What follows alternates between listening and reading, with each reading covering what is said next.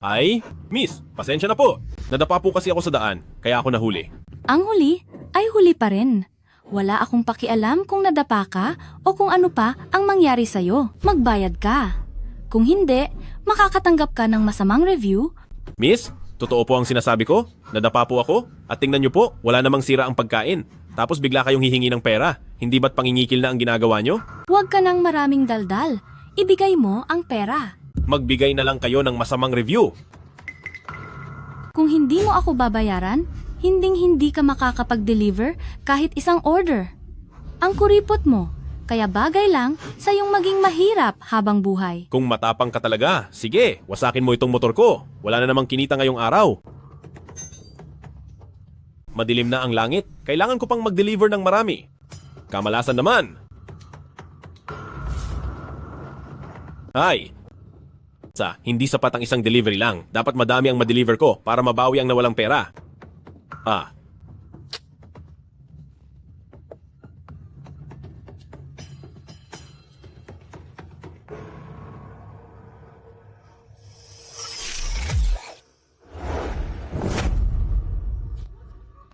Paano ako napunta sa lugar na to? Sige, dahil ayaw mo talaga magbago, kung ganoon ay Anong nangyari sa buhok ko? hindi na kita pwedeng buhayin pa. May shooting ba ng pelikula rito? Ganyan mo kagaan tingnan ang mga batas ng Great Shia. Ngayong araw ay dapat kang parusahan ng malupit. Sumapit na ang oras, isagawa ang parusa. Anong nangyayari? Nag-time travel ba ako? Parusahan kita sa araw na ito. Oras na para sa hatol, tapusin na yan. Anong nangyayari? Napunta ba ako sa ibang panahon? Hoy kuya, sandali lang! Inatake ni Hukbong Dilaw ang bitayan. Ang lakas ng loob mo, hukbong dilaw, at nagawa mo pang hamakin kaming mga batas ng dakilang Shia, parusahan sila agad. Sandali, teka lang po. Mahal na hukom, hindi po ako kabilang sa mga rebelde. Isa lang po akong mahusay na sales agent. Nagawa mo pang sumagot, nagsusuot ka pa ng kakaibang dilaw na damit. Diyos ko, ano iyon? May bigla na lang nahulog mula sa langit. Anong uri ng mahika ito? Wala po akong kasalanan, hahaha. Tapusin na siya agad. Ang ibang nagde-deliver ng pagkain ay nagdadala ng kanin, pero bakit ako, sarili kong buhay ang nakataya? Tigil.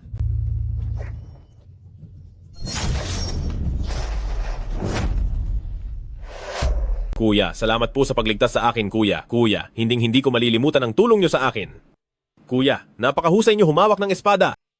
Napakagaling niyo. Anong sabi mo? Napakagaling ng galaw niyo.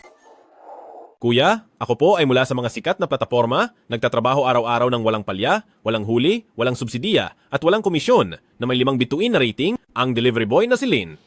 Sino naman po kayo? Si Laihu ako. Maaari mo akong tawaging Huzi.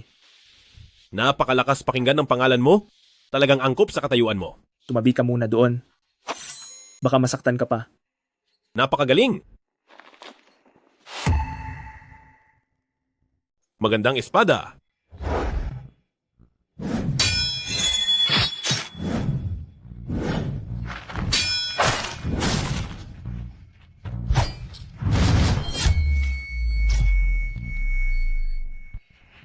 Kailangan na nating umalis dito, bilis!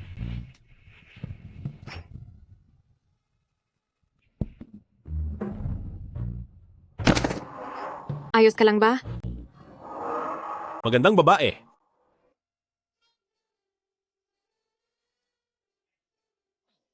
Walang hiya ka. Pasensya na, sorry po, binibini. Ha? Sandali, bakit mo ginawa yon? Ano bang kakaibang suot iyan? Hindi ikaw si Hukbong Dilaw. Hindi po, hayaan niyo akong magpaliwanag, binibini. Dahil hindi ka naman si Hukbong Dilaw. Tumabi ka na riyan. Binibini, hindi ka patas lumaban. Huwag na sana tayong magkita pang muli.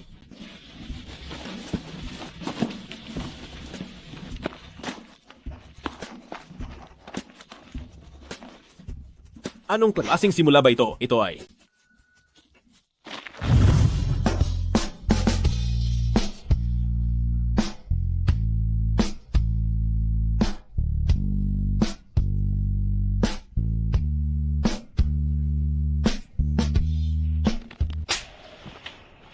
Bastos.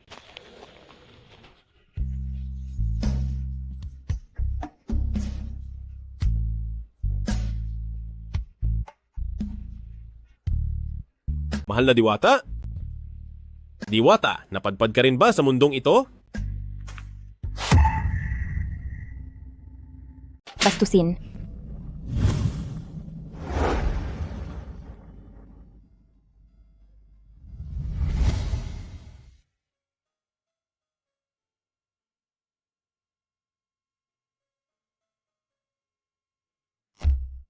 Goddess? Goddess, napunta ka rin ba sa mundong ito? Kuya Linhe, huwag kang maging walang galang kay Binibini. Goddess, hindi mo na ba ako nakikilala? Ako to, ako si Linhi. Ikaw na bastusin ka. Paano naman kita makikilala? Kuya Linhe, sira na ba ang ulo mo? Isa kang mababang utusan? Kaya syempre, hindi ka kilala ni Binibini. Utusan? Oo, ikaw si Linhe na utusan ni Xiao Mansion. Sira na nga talaga ang ulo mo. Bakit ganyan ang suot mo? Bumalik na tayo sa mansion. May pagsusulit para sa mga utusan ngayong araw. May pagsusulit pa para sa mga utusan? Walang may gustong pumunta doon. Juaner, ikaw. Juaner, tama ka? Bilisan natin, mahuhuli na tayo kapag hindi pa tayo umalis. Tara na! Ngayon ang pagsusulit ng mga utusan at ang may pinakamababang grado ay palalayasin sa Xiao Mansion at hinding-hindi na muling tatanggapin. Mismo kong itinulak sa bangin si Linhi kagabi. Bakit nandito siya? Si Linhi mismo ay itinulak ko sa bangin kagabi. Bakit siya nandito? Huli na sa pagsusulit si Linhe. Paalisin siya sa Xiao Mansion. Bigyan mo siya ng pagkakataon. Binibini, bakit po kayo nandito? Narito ako para bantayan ang pagsusulit ng mga katulong sa bahay ngayong araw. Dapat ay maging patas ka, lalo na sa ilang mga lalaking bastos. Opo, simula na ang pagsusulit. Unang bahagi, archery. Hindi ba dati ay pagbibiyak lang ng kahoy at pag-iigib ng tubig? Bakit may pa-archery na ngayon? Oo nga, kahit pana ay hindi pa namin nahahawakan, paano kami makakapana ng maayos? Magsitigil kayo. Ngayon, maghalinhinan kayong kumuha ng pana at patamaan ng mansanas na ito. At para naman sa target, si Linhi ang gagamitin. Ako. Sa anong dahilan? Siguradong hindi pa sila nakakahawak ng pana, balak nyo ba akong mapahamak ng husto? Dahil isa kang bastos, kaya ikaw na lang. Sige na, pumunta ka na doon at maging target. Sinabi na ni Binibini, wala ka nang magagawa o baka naman gusto mong mapalaya sa Xiao Mansion. Bakit nakatayo ka pa diyan? Mga bata, italin niyo siya sa labas. Teka, sandali lang. Sige na, Teka. italin niyo. Sige, payag na ako. Pero may isa akong kondisyon. Gawin mo lang ang sinasabi ko at huwag ka nang magtakda ng kahit anong kondisyon. Anong kondisyon? Ayos lang sa akin na maging target, pero gusto ko ng gumagalaw na target. Kaya ba pinagawa mo ito sa karpintero? Sa loob ng 2 oras? Eksakto, tinatawag ko itong land roller skates. Sige, tignan nga natin itong land roller skates na iyan.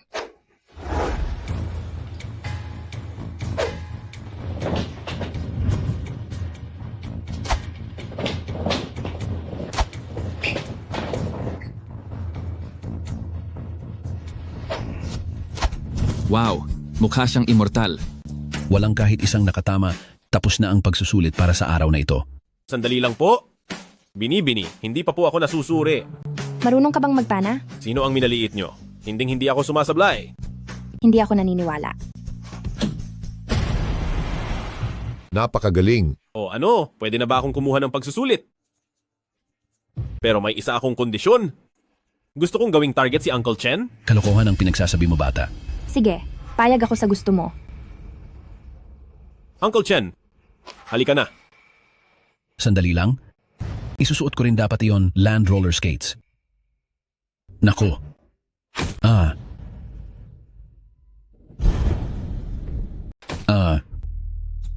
Napakagaling niya. Pwedeng-pwede na siyang maging general. Bata ka, dinaya mo ako. Ano? Nakapasa ba ako sa pagkakataong ito? Sige, pasado ka na. Juaner, tara na. Mga tauhan, sumuway si Linhi sa nakatataas. Parusahan siya ng mabigat. Hoy! Anong ginagawa nyo? Mananakit kayo! Sandali! Anong ginagawa nyo? May utos si Binibini dahil si Kuya Linhe ay maliksi ang pangangatawan, matalino at mahusay magtrabaho, itinalaga siya bilang primera klaseng tauhan at malaya siyang makakapasok sa bakuran ng Binibini. Congratulations sa iyo, Kuya Linhe, tara na! Linhee, hindi na ako si Chen kapag hindi kita pinagbayaran. Ito na ba ang kwarto ko? Hindi na masama. Talagang iba na kapag ikaw ay isang primera klaseng tauhan. Simula ngayon ay magagawa ko na ring mapalapit sa aking hinahangaan. Magpapahinga muna ako.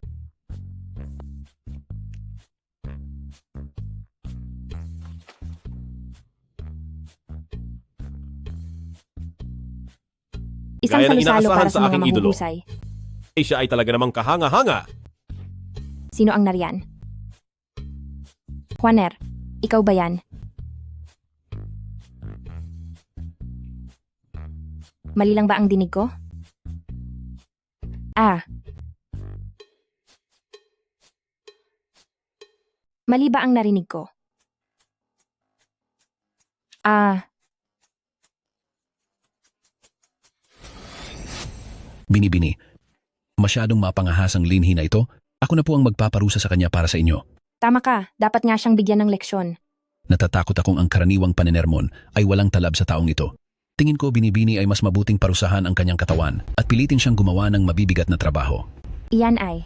Ang Uncle Chen na ito, hindi ko alam kung anong atraso sa kanya ng dating ako. Bakit ba mainit ang ulo niya sa akin? Binibini, kung nagawa niya kayong silipan ngayon, sa susunod, ay baka gumawa na iyan ng krimen.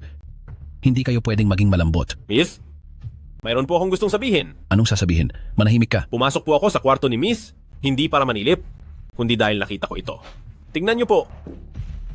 Alam kong mahina ang inyong pangangatawan at hindi niyo kayang makita ang ganito, kaya binalak ko po sana na habang wala si Miss, ay ako na mismo ang mag-alis nito. Sino namang mag-aakala na ng oras na iyon? Biglang pumasok si Miss. Kaya naman. Miss, wag po kayong maniwala sa mga palusot niya. Iyon pala ang nangyari. Takot na takot pa naman ako sa ipis. Nagkamali ako ng bintang sa iyo. Hay, kampampi ko ang langit. Buti na lang at mayroon doon sa bakuran na isang Xiaoqiang na wala ng buhay. Miss, ang handaan para sa mga matatalino na inorganisa ni Yan Yulo ay magsisimula na po. Kasalanan mo ito. Naantala ang pagbibihis ko. Lalabas ako ngayon, kaya ikaw, maging bodyguard ka sa tabi ko. Sa tabi niyo po, Oh yeah. Linhee. Oh yeah.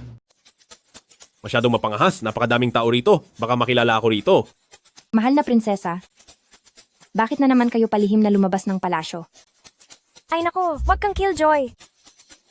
Sino siya? Katiwala po siya sa amin, isinama ko siya para makaranas ng ibang kapaligiran. Maligayang pagdating sa mga Ginoo at Binibini sa ating pista ng mga henyo. Ito ang pinakamalaking pagdiriwang ng mga ordinaryong tao sa dinastiyang Great Xia. Kung sino man ang makakasagot sa ating bugtong ngayon, ay makakatanggap ng 100 gintong dolyar. Ang dami naman niyon. Isang hamak na katiwala lang. Balak mo rin bang sumubok? Ang mga mahihirap na tanong sa pistang ito ay iniwan pa noong nakaraang daan-daang taon ng mga pantas. Halos walang sino man ang makasagot niyan. Ngayong taon, ang antas ng hirap nito ay higit kaysa sa dati. Isang hamak na katiwala. Anong ginagawa mo rito? Napakabait at napakaganda talaga ni Binibini. Nagsama pa siya ng isang hamak na katiwala para sumali sa paligsahan. Baka sa buong buhay niya, ngayon lang siya nakakita ng ganitong kalaking handaan. Walang modong lapastangan. Kinakausap ko ang iyong amo. Umalis ka sa harap ko. Manyakis na lalaki. Anong sinabi mo? Huwag na nating patagalin pa. Narito na ang unang tanong. Ipasok ang isang buong nilagang itlog sa loob ng bote. Ipasok ang nilagang itlog ng buo sa loob ng bote. Hindi ba ito ang eksperimento ng mga bata sa pressure ng hangin? Hehe, anong mahirap dito? Ako na ang susubok. Siya ang anak ng pinakamayamang si Zhang He. Gaya ng inaasahan sa isa sa 4 na dakilang henyo, mukhang handang-handa na siya.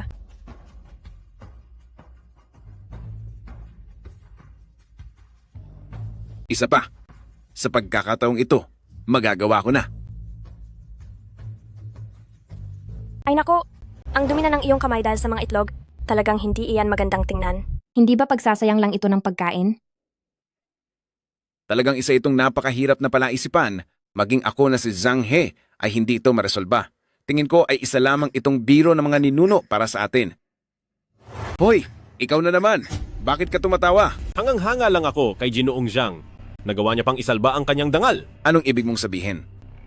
Pinagtatawanan ko ang pagiging makapal ng mukha mo. Linhee, huwag kang bastos. Sa sinasabi mo, mukhang kaya mong sagutin ang tanong. Siyempre, Linhee, huwag kang magsalita ng tapos. Paano mo ito masasagutan? kaya ko talaga itong sagutin. Mabuti kung ganoon. Ang lakas ng loob ng isang hamak na tagapagsilbi na magmalaki ng ganyan. Sige, hayaan kitang subukan niyan dito.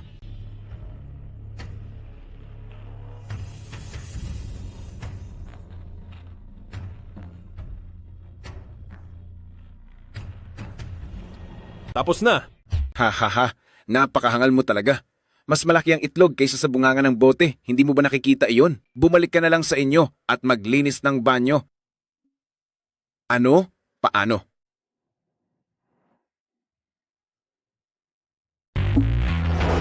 Paano nangyari yun? Ha? Ano ang nangyayari? Anong klaseng mahika ito? Ang problema na inabot ng 100 taon ay hanggang dito lang pala. Diyos ko, mayroon talagang tao na gumamit ng tamang paraan para malutas ang mahirap na tanong na ito. Maaari ko po bang malaman ng inyong pangalan, sir? Sinong sir? Isa lang siyang hamak na katulong. Sinuwerte lang siya na makuha ang tamang sagot. Kung hindi kayo naniniwala, ilabas niyo ang ikalawang tanong at pasubukan sa kanya. Kapag nahulaan niya pa rin iyon, lalakad ako ng patiwarik mula ngayon. Tama nga. Narito po ang ikalawang tanong para rito. Mayroon tayong isang hilaw at isang luto na itlog. Hindi ito dapat basagin, ngunit kailangang matukoy kung alin ang alin. Hindi pwedeng basagin. Munting utusan. Siguradong wala ka nang magagawa ngayon. Tingnan mong mabuti. Hoy! Sabi ko hindi pwedeng basagin! Siyempre, alam ko yon.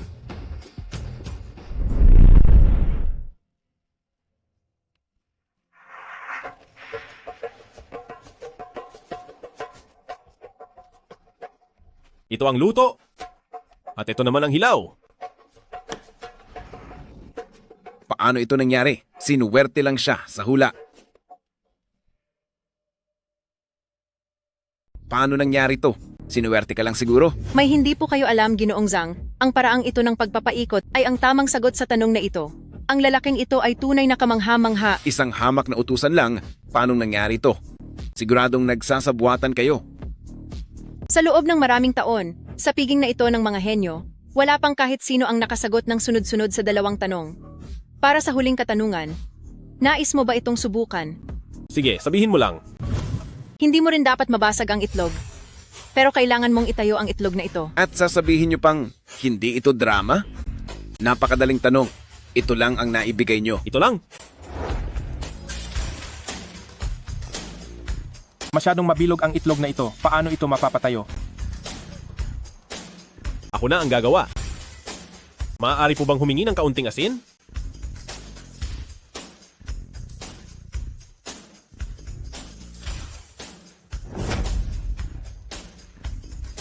Anong masasabi nyo? Hindi nga nagkakamali ang paningin ko. Tunay na kamangha-mangha ang ginoong ito. Dali ibigay sa kaniya ang ginto. Ah, naalala ko na. Siya ang lalaking nakita ko noong isang araw doon sa parusahan, ang lalaking biglang lumitaw na parang sugo ng langit. Sugo ng langit? Pero, hindi ba't bahagi siya ng grupong nakadilaw? Sandali lang. Kaya pala pamilyar ang mukha mo. Ikaw, ang lalaking nasa anunsyo. Bilang bahagi ng grupong nakadilaw, ang lakas ng loob mong kriminal. Naglalakad-lakad ka pa rito nang hayagan sa liwanag ng araw. Mga kasama, kunin siya.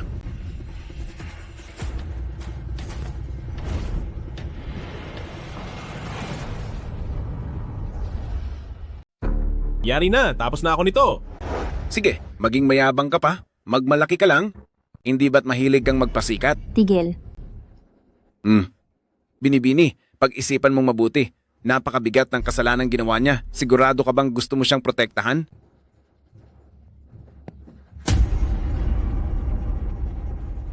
Tapos ka na. Bata, walang sino man sa mundong ito ang makapagliligtas sa'yo. Sino ang nagsabing walang magliligtas sa kanya? Sino ka ba sa akala mo? Kung sino man ako ay ang prinsesa ng Great Xia. Sabi ko na nga ba, pambihira ang taong ito, isang prinsesa ang kasama niya. Grabe, isa pala siyang prinsesa. Ang swerte ko talaga. Anong 4 na dakilang scholar? Hindi man lang sila pumantay sa isang simpleng katulong. Palabasin siya agad. Sandali, inaasahan kong tutupad sa pangako si Ginoong Zhang at lalabas ng pabaliktad. At pati na rin kayo. Alis na tayo. Sa susunod na buwan, maghahanda ang amang hari ng isang paligsahan para sa mapapangasawa ko. Sa oras na iyon, hihiramin ko ang iyong katulong.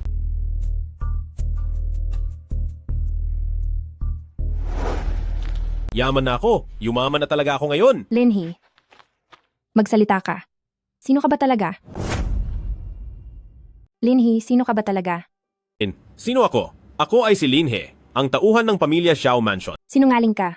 Paano magiging isang simpleng tauhan lang ang taong maraming alam na tulad mo?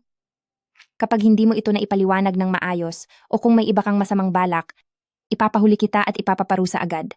Sandali po. Ngayong nandito na tayo. Hindi ko na po itatago ang totoo sa inyo. Sa totoo lang, pumasok ako sa mansyong ito para lang sa inyo. Ano? Dati po akong isang estudyante. Noong papunta ako sa kabisera para sa pagsusulit, nakasalubong ko si Binibini sa daan at agad akong nahulog sa kanya.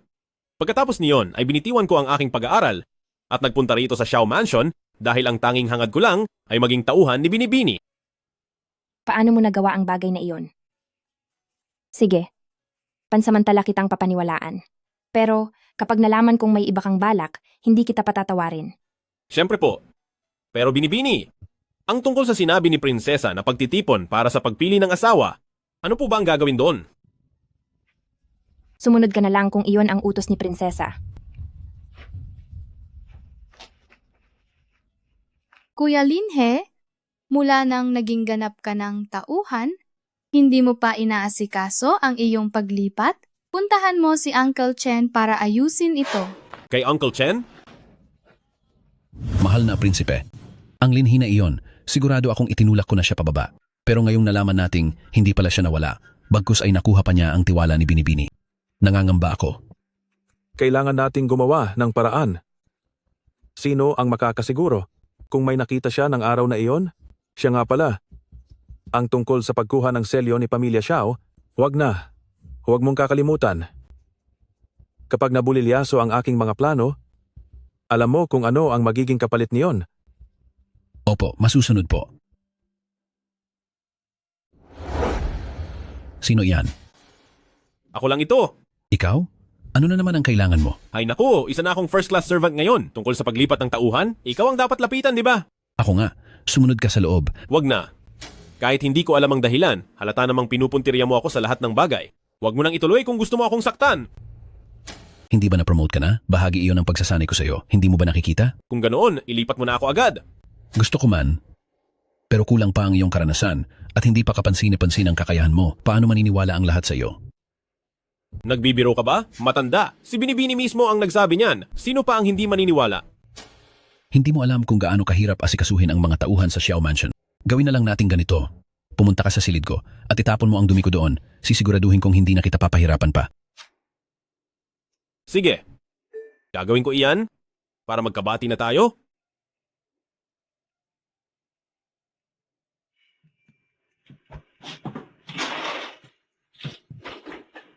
Hangal, pinapahiya mo lang ang sarili mo.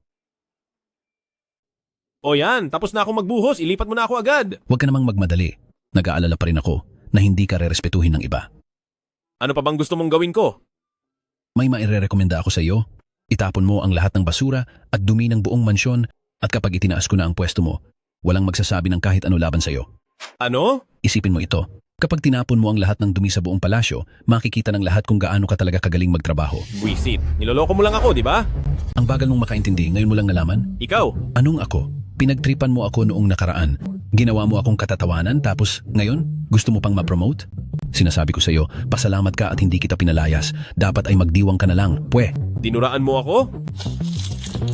Walang hiya kang tao ka. Ang lakas ng loob mong basain ako. Bakit? May magagawa ka ba? Paulit-ulit mo akong ginugulo. Kanina pa kita pinagtititiyagaan. Doon ka na babagay sa basurahan. Magtiis ka dyan sa dumi mo. Talagang lumalaban ka na ah.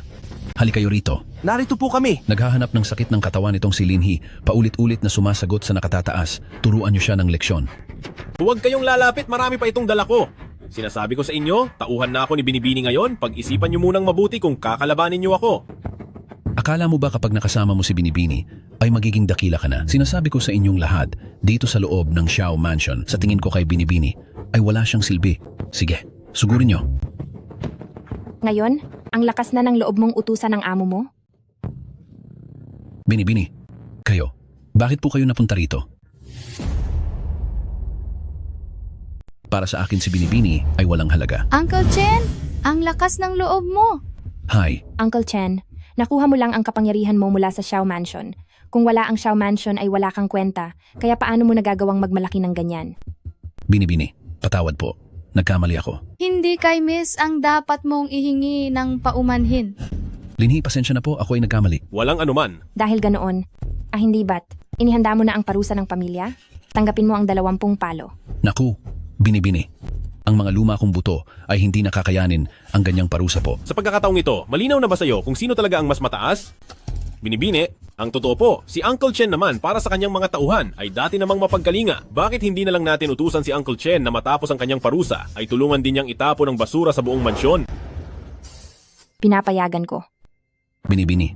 Pero po, O kaya naman, ayusin mo na ang gamit mo ngayon at lumayas ka na dito sa Xiao Mansion. kapag pinalayas ako sa Xiao Mansion, siguradong paparusahan ako ng matindi ng hari. Pupunta na po ako. Gagawin ko na po. Binibini, ang desisyon niyo po ay sadyang patas, wasto at kahanga-hanga. Tumigil ka sa pambobola mo. Ipunin mo na lang ang lakas mo para ipang-akit sa iyong prinsesa. Juaner. Nagseselos kaya siya? Para sa lahat ng lalahok sa kompetisyon, para sa pagpili ng mapapangasawa, ibigay ninyo ang inyong pangalan. Sige po. Ako si Lin Hei. Si prinsesa-prinsesa po ang dapat na nagparehistro para sa akin. Isang utusan lang pala talaga siya. Akala ko pa naman ay nagkamali ng utos si prinsesa. Alam mo ba kung anong antas mo sa buhay? Ang kapal din ng mukha mong pumunta rito. Si prinsesa talaga. Tama ba ang nakikita ko? Ikaw na isang hampas lupa. Sumasali rin sa kompetisyong ito. Tama ba ang nakikita ko? Hindi ba't ikaw ang tinalo ko noon? Ginoong Zhang? Ikaw. Wala kang hiya. Ang lakas ng loob mong magsalita ng ganyan.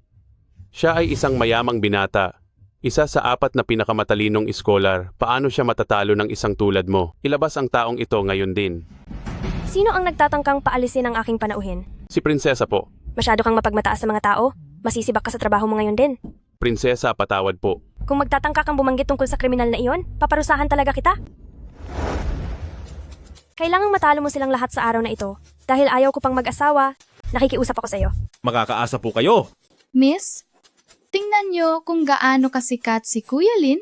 Mukhang gustong-gusto siya maging ni prinsesa. Mag-asawa?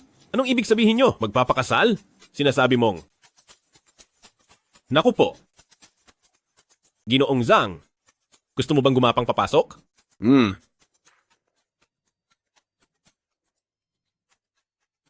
Narito na ang mahal na hari. Maligayang pagdating po, mahal na hari. Mahal na hari, mayroon po akong nais ipaabot sa inyo. Sa pagkakaalam ko po, ay mayroong isang hamak na utusan na naglakas loob sumali sa kompetisyon para sa pagpili ng mapapangasawa ng prinsesa. Totoo ba ang sinasabi mo? Mahal na hari, nabalitaan ko po na napakatalino ng utusang ito kaya pinayagan ko siyang makasali bilang exception. Kahangalan, ang isang hamak na utusan. Anong talino naman ang mayroon siya? Hindi ba nito sinisira ang antas sa lipunan? Kahit hindi na natin pag-usapan ang iyong pagkakasala, ang pagiging mababang utusan mo pa lang ay sapat na rason na. Mahal na hari, ako po ang utusan na tinutukoy nila. Nais ko lang po sanang malaman, ano po ba ang mga pagsubok sa paligsahang ito? Ang layunin ng paligsahang ito ay pumili ng asawa para sa aking mahal na anak at kailangang mayroon siyang sapat na talino at mabuting pagkatao. Ikaw na isang maliit na utusan, anong may pagmamalaki mo? Ano? Pagpili ng magiging prinsipe? Naku, talagang ipinahamak ako ng mahal na prinsesa. Kaya pala ang aking pinapangarap nitong mga nakaraang araw ay parang malungkot. Bagaman mababa lang ang pinagmulan ko, ngunit ang pagmamahal ko sa prinsesa ay walang kapantay. Sana po ay pahintulutan niyo ako, mahal na hari. Mabulaklak na pananalita. Pwede kang sumali, pero kapag hindi ka napili, itutuloy mo ang buhay mo sa loob ng kulungan. Ano, tutuloy ka pa rin ba? Opo. Ang nararamdaman ko para sa prinsesa ay habang buhay at tapat. Sige. Mahal na hari, ang paligsahan ay may 3 bahagi. Sa unang bahagi ay tula. Ang paksa ay magmumula sa mahal na hari. Dapat ay makabuo ng tula sa harap ng lahat at ang makakapasa ay tutuloy sa susunod na round. Madalas ang pag-ulan ng yelo sa ating bayan. Kaya yelo ang magiging paksa nyo. Hehe. Dahil sa libu-libong taon ng kulturang pinagmulan ko bilang sandata ko, paniguradong panalo na ako rito, di ba? Puting yelo ay nahuhulog sa bubungan, usok mula sa kusina ay pumailan lang. May alak at pagkain. Habang nagkakatuwaan, lahat ay masaya sa ating pagtitipon. Ang husay. Napakahusay. Magaling. Magaling. Ito pala ang pinakamagaling na henyo ng Great Xia, si Hiyuan. Napakagandang tula, napakagandang tula. Ang tula ni Brother He ay parang isang pait na bakal na nagbukas sa bukal ng inspirasyon ni Zhang. Gusto po naming marinig ang gawa ni Ginoong Zhang. Napakalala, sinabi niya talagang parang bakalang tula ng iba.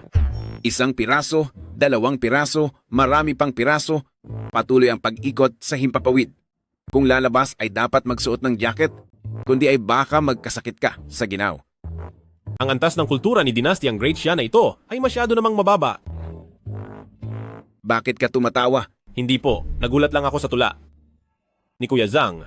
Ang alalay ay alalay lang talaga. Walang alam sa mundo. Lumuhod ka na agad at humingi ng tawad. Mabait ang mahal na hari. Baka sakaling mapagpasyahan niyang patawarin ka pa. Ang mahal na hari ang pumayag na sumali ako. Hayaan niyo naman akong sumubok. Isang alalay na tulad mo na sasali ay talagang pagsasayang lang ng oras. Mahal na hari, tingin ko ay mas mabuting itaboy na ang mapangahas na alalay na ito. Palabas dito. Hindi pa nga ako gumagawa ng tula. Paano niyo nasabing nagsasayang ako ng oras? Mahal na hari, siya po ay nagpapalipas lang talaga ng oras. Tama na yan. Linhi, talaga bang marunong kang gumawa ng tula? Kapag niloloko mo lang ako, huwag kang magrereklamo kapag pinarusahan kita. Kapag sinubukan niyo akong lokohin, huwag niyo akong sisisihin kung parusahan ko kayo. Dapat ay narito ako para tumulong. Pero mukhang hindi iyon mangyayari. Baka mauwi pa ang lahat sa pagkakalaga ko sa loob ng kulungan. Mahal na hari, ang isang hamak na tagapaglingkod na gumagawa ng tula ay isang sining na baka hindi niya masyadong kabisado, siguro po ay natatakot lang siya kaya siya naguguluhan. Sa tingin ko po ay pagbigyan niyo na siya. Dahil ang sinabi ni Brother He ay oo na kayo. Napapansin ko po na itong si Brother He ay mas dominante pa kaysa sa inyo, mahal na hari. Huwag kang magsasalita ng kung ano-ano, Ginoong Zhang. Bakit? Ano ba ang sinabi ko? Lapastangan. Kunin siya. Kahit na hindi ito magandang pakinggan, gusto ko pa rin sabihin na ang mga dukha ay mananatiling dukha. Sa libu-libong bundok, mga ibon ay lumilipad ng payapa. Ang ganito kapayak na pananalita ay matatawag bang tula? Sa laksalaksang daan, walang makitang yapak. Sa isang bangka, may isang matandang nangingisda. Nagmumuni-muni ng mag-isa, sa gitna ng malamig na niyebe sa ilog. Nangunguha sa gitna ng malamig na niyebe. Napakaganda at napakalalim ng tula. Tama ka? Ang tulang ito ay tunay ngang pambihira at walang kapantay. Ang katalinuhan ni Linhi ay katumbas ng isang nangungunang iskolar. Magaling, mahusay talaga. Maraming salamat po sa papuri, mahal na hari. Ang huling kalahok na papasok sa susunod na yugto ay si Linhi. Mga Ginoo, ang pangalawang round ay pagguhit. Gagawa kayo ng larawan para sa mahal na prinsesa. Malit na utusan sa araw-araw ay baka kahit gamit sa pagpinta ay hindi ka pa nakakahawak, hindi ba? Sa bagay. Isa ka lang utusan? Paano ka naman magkakaroon ng karapatang humawak sa mga ito? Mahal na hari, mayroon po sana akong kahilingan. Ang aking paraan ng pagguhit ay hindi katulad ng sa karaniwang tao. Maaari ko po bang malaman kung mayroon kayong uling?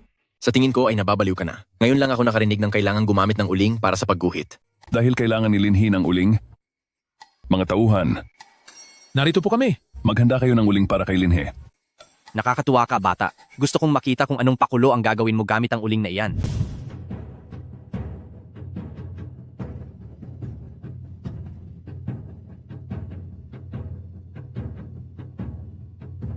Wala po akong gaanong galing, kaya sana ay gabayan ninyo ako. Hindi nga nagkamali si Ginoong Zhang. Siya nga ang pinuno ng 4 na dakilang iskolar. Ang babae sa larawang ito ay talagang makatotohanan ang ganda, mahusay, napakahusay. Tignan din ninyo ang gawa ko. Tunay na mahusay si Ginong He sa pagpipinta. Ang mahal na prinsesa sa larawan ay parang totoong buhay. Hanga kaming lahat sa inyo. Maliit na utusan. Patingin nga ako kung anong pakulo ang nagawa mo. Maipapantay mo ba ito sa amin? Ikaw? Ginoong Zhang, anong nangyayari at tila nawala ka sa sarili mo? Iyong binatang si Lin, ano ba talaga ang ipininta niya? Nagulantang kayong dalawa ng dahil doon. Ang estilo ng iyong pagpinta ay ngayon ko pa lamang nakita. Maaari mo ba itong ipakilala sa amin? Siyempre po, mga Ginoo, ang ganitong paraan ng pagpinta ay tinatawag na sketch. Ang kagandahan nito ay nagagawa nitong ang mga tao ay maipakita na parang totoo. Mahusay. Mahusay. Sa tingin ko sa pagpintang iyon, hindi na kailangang maglaban pa. Ipinahayag ko na si Linhi ang panalo. Mayroon pa ba kayong ibang opinyon? Wala po. Sige. Ipinahayag ko ang pagsisimula ng huling yugto ng paligsahan. Si Yanran ang aking pinakamamahal na anak. Ang mga naunang laban ay para maipakita ang inyong mga talino. Ngunit ang huling yugto ang pinakamahalaga. Maaari kayong magbigay ng regalo sa aking anak upang siya ay inyong mapangiti. Kapag nagawa niyo iyon, kayo ay magpapatuloy sa susunod na antas. Lagot na? Bakit mayroon pang ganitong bahagi? Wala akong anumang naihanda. Mahal na prinsipe-prinsesa, ito ay mula sa aking pamilya. Alak na nakabaon ng 50 taon. Prinsesa, ito naman ang koleksyon ko ng mga sining at sulat na iningatan ko ng maraming taon. Nawa ay masuri ito ni Prinsesa. Hindi ko rin alam kung ano ang gusto ni Prinsesa, Nasa amin na ang lahat, pero marami kaming mga baras ng ginto. Prinsesa, ngumiti ka. Ibig bang sabihin nito ay nakapasa na ako sa round na ito? Hayaan mo na, Ginoong Zhang. Ang anak ko ay napangiti dahil sa inis sa'yo. Magdadala ka ng isang kahon ng ginto rito? Nakakatawa talaga. Prinsesa, mayroon ako rito. Isang bagay na siguradong hindi mo pa nakikita. Ako lang ang tanging meron nito sa buong mundo. Oh? Nagsalita ng ganyan si Ginoong He. Mukhang kampante talaga siya. Pusta ko na walang sinuman sa inyong lahat ang nakakita na nito o kahit narinig man lang ang tungkol dito. Kung gayon, pakipakita na iyang Ginoong He para masilayan naming lahat. Tingnan ninyong lahat ang mahiwagang bagay na ito.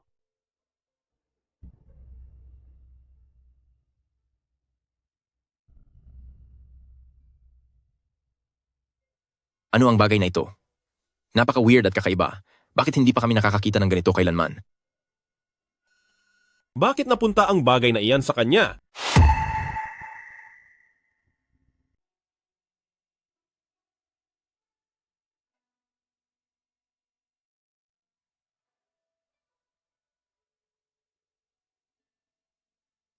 Nakita ko lang ang bagay na ito nang hindi sinasadya at pagkatapos ng matagal na pag-aaral, tila isa itong sasakyan. Nakakalikha rin ito ng kakaibang tunog. Ano namang klaseng bagay ito? Nakakagawa ito ng ganoon kakakaibang tunog, tunay ngang isang pambihirang bagay ito. Siyempre naman, kung hindi lang din ito bihira sa buong mundo, bakit ko ito ibibigay sa mahal na prinsesa? Kagalang-galang na Jinuo. Gongzi, may gusto ka bang sabihin? Huwag mong sabihin nakakita ka na ng ganito? Hindi lang basta nakita. Kung ang bagay na ito ay hindi ako nagkakamali, ang ibig kong sabihin ay dapat hindi ba't akin ito? Haha, Ginoong Lin. Totoo po. Kinikilala ko na napakatalino mo, pero ang pagkatao mo ay parang may problema, di ba? Dahil lang sinabi mong iyo na agad, pinaghirapan ko itong hanapin, paanong magiging iyo ito? Tama na yan. Ginoong Lin, mag-ingat ka sa iyong mga salita. Kung wala kang maibibigay na regalo, ayos lang naman yon. Kung sa bagay, isa ka lamang utusan. Pero hindi mo pwedeng basta-basta na lang sabihin na sa iyo ang bagay na ito. Sa tingin ko, nababaliw na siya sa hirap. Akala ko pa naman ay matino ka. Isa ka rin palang masamang tao. Ikinahihiya kong mapabilang sa grupo mo. Ang lakas ng loob mo. Anong gagawin mo? Papatunayan ko sa inyo, tingnan nyo ito. Kapag nasira mo ang kayamanan ko, kahit ilang beses ka pang magbayad, hindi sapat. Walang hiya ka. Bumaba ka sa sasakyan ko. Anong inilagay mo sa loob? Uy, umilaw. Anong inilagay mo riyan? Mahal na prinsesa, gusto nyo po bang sumakay sa munting bagay na ito at maglibot-libot? Halika, maupo ka rito. Prinsesa, huwag. Sige na. Delikado. Ayos lang iyan, huwag kang mag-alala. Aalis na kami ha. Ayan, narito na ang anak ko. Linhe, mas mahusay ka talaga. Ngayon lang ako sumaya ng ganito. Sus, wala lang ang mga larong ito. Marami pa akong bagong gamit na naghihintay na subukan mo. Dahil diyan, ipinapahayag ko na ang kampiyon sa paligsahang ito ay walang iba kundi si... Hindi ako payag. Ginoong Zhang, ano ang gusto mong sabihin? Nagkataon lang na nakuha ng lalaking ito ang susi. Itong bagay na nasasakyan. Basta nasa akin ang susi, kaya ko rin itong patakbuhin. Panoorin ninyo ang pagpaamo ko sa sasakyang ito. Ginoong Zhang, anong ginagawa mo? Sandali, pag-aaralan ko ito. Tila kailangan ng bagay na ito rito. Kuya Zhang, okay ka lang ba? Linhe, nagawa mo akong ipahiya sa harap ng maraming tao. Wala akong ginawa at hindi naman ako ang nagpaakyat sa iyo doon. Mag-ingat ka. Inaanunsyo ko na ang nanguna sa paligsahang ito ay si Ginoong Lin. Ikaw na ang magiging asawa ng prinsesa sa palasyong ito. Mahal na hari, ako po ay mayroon pang isang huling kahilingan. Sabihin mo lang kung ano yon. Basta't kaya ko itong gawin, ay ibibigay ko lahat sa iyo. Siguradong magagawa niyo po ito. Nais ko pong isuko ang pagkakataong maging asawa ng prinsesa. Umaasa po ako na hahanapan niyo si prinsesa ng ibang mas nararapat sa kanya. Linhe, ano ang ibig mong sabihin? Minamaliit mo ba ako? Sinasabi ko sa iyo, kailangan mo akong pakasalan. Prinsesa, hindi ito ang napag-usapan natin noon. Wala akong pakialam dahil ikaw ang nanalo. Nararapat lang na pakasalan mo ako. At kung ayaw mo, mga kawal, dakpin siya. Mga kawal, hulihin siya. Sandali, huwag niyo namang gawin ito. Linhe, ano ba ang kulang sa akin? Bakit mo ba ako tinatanggihan ng ganyan? Masyadong walang utang na loob itong si Linhe na nagawa niya pang tanggihan ng pagkakataong ito. Tama ka? Parang may sira na yata ang ulo ng lalaking ito. Naku, hindi sa ayaw ko sa iyo. Hindi kita minamaliit, mayroon lang talaga akong ibang. Tama na, sapat na. Dahil ayaw namang maging manugang ko ni Ginoong Lin, hindi na natin siya kailangang pilitin. Hindi niyo na po ako pipilitin? Kakansilahin na ang lahat ng plano sa araw na ito. Wala na po. Maraming salamat po, mahal na hari. Ako po ay mayroon pang kailangang tapusin na mga bagay at hindi pa po ako handang magpakasal. Bilib pa rin ako sa iyo, Linhi, para sa isang simpleng katulong na may ganyang talento. Sige na nga. Yan, Ran, tayo na. Sige, tapos na ang trabaho mo rito. Umuwi ka na. Miss Xiao, mayroon lang akong mga bagay na gustong isang guni kay Brother Lin. Hindi ko alam kung... Sige, mag-usap kayo. Linhi, mauuna na akong umuwi. Bumalik ka na lang mag-isa mamaya. Young Miss. Talaga bang ayaw mong maging prince consort?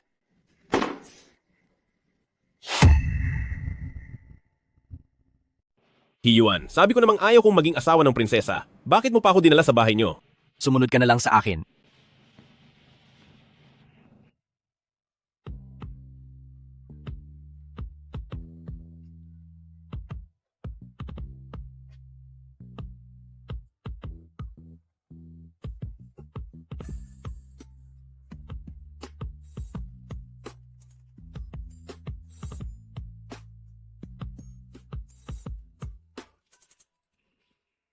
Haha, sandali Brother He, bakit mo ako dinala sa ganitong lugar? Ito ay... Hoy Brother Lin, nakikita ko na kahit ang posisyon ng asawa ng prinsesa ay ayaw mo. Siguro naman pareho tayo ng hilig. Tayong mga lalaki, kapag maagang nagpakasal at nagpamilya, paano pa tayo magsasaya? Tama ka riyan. Halika rito. Ituloy ang tugtog. Ituloy ang sayaw. May iniang, kanina ka pa rito, paulit-ulit lang ang mga kanta mo. Magbigay ka naman ng mas kapana-panabik. Oo nga, malaking halaga ang ibinayad ni Ginoong He para imbitahan ka rito. Huwag ka nang magpanggap na disente. Kantahan mo kami ng Shiba mo. Sir, mahiya naman po kayo sa sarili nyo. Nagmamalinis ka pa? Nandito ka lang naman para maglingkod. Huwag kang magkunwari. Sinasabi ko sa iyo, kakanta ka sa ayaw at sa gusto mo. Lahat naman tayo rito ay mga lalaki. Bakit kailangang apihin ng isang babae? Sino iyon? Sino ang nangangahas na sumagot sa akin? Ako nga ito. O kilala kita? Ikaw yung utusan na nagpakitang gilas sa eleksyon para sa prinsesa kanina. Bakit ka nakikisawsaw dito? Sige na nga, tutulungan ko na siya. Hindi ba't gusto mo lang makarinig ng magagandang musika? Ako na ang bahala. Ikaw? May alam ka ba sa musika? Baka naman kahit kailan ay hindi ka pa nakahawak ng instrumento. Malalaman mo kung may alam ako kapag sinubukan ko? Miss, hiram muna ng pipa mo.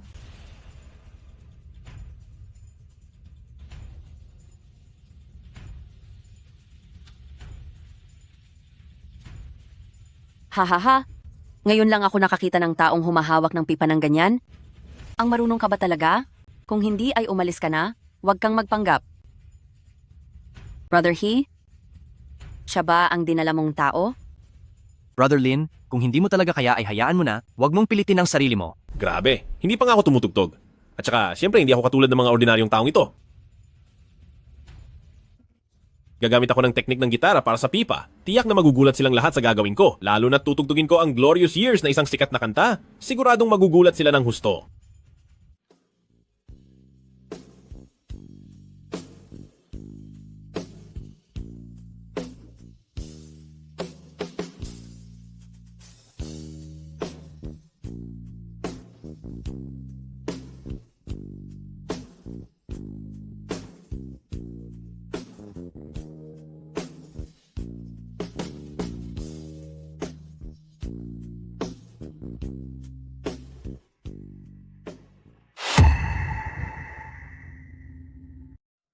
Ngayon ko lang narinig ang estilo ng pagtugtog ni Gongzi, ngunit ang himig ay talagang tumatagos sa puso. Parang bumabalik po ang aking alaala sa mga nakaraang panahon. Kung maaari po sana ay malaman kung ano ang pamagat ng kanta. Glorious Years. Glorious Years. Wala nang mas babagay pa. Marami talagang sorpresa si Gongzi para kay May Niang. Hindi nga nagkamali sa pagpili ng kampeyon sa paligsahan? Talagang humahanga ako sa inyo, sir. Ang galing mo, Brother Lin. Ikaw na naman ang sikat ngayon. Pero huwag kang masyadong magmadali. dahil parating pa lang ang ating pangunahing handog ngayong araw. Sa inyong lahat, Gongzi, nandito ngayon ang pinakasikat na bituin ng Wanhualu para sa piging na ito sa inyong tahanan. Para magpasalamat kay Gongzi, ang sinumang makakapagpatawa sa ating mahal na si Mei Niang ay ituturing na isang espesyal na panauhin ni Mei Niang. Ako muna ang mauuna? Masyado kang pangit. Umalis ka rito.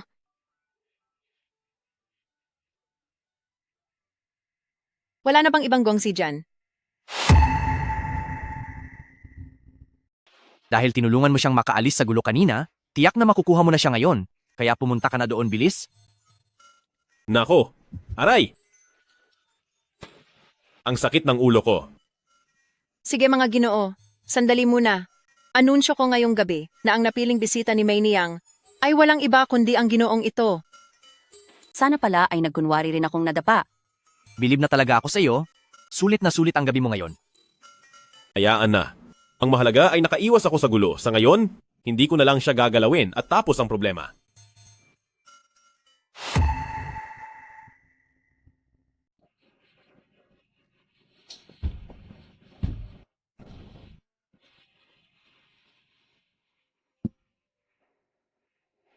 Sir, simula noong nasa bitayan, matagal na kayong hinahanap ni Mei Niang. Hindi ko akalain na ngayong araw ay ililigtas niyo pa rin ako.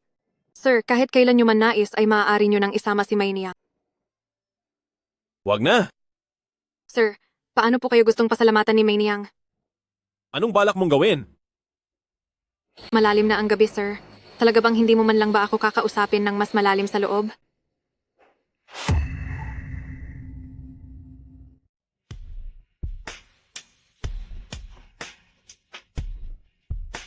Bakit gising ka pa ng ganitong kalalim na ang gabi?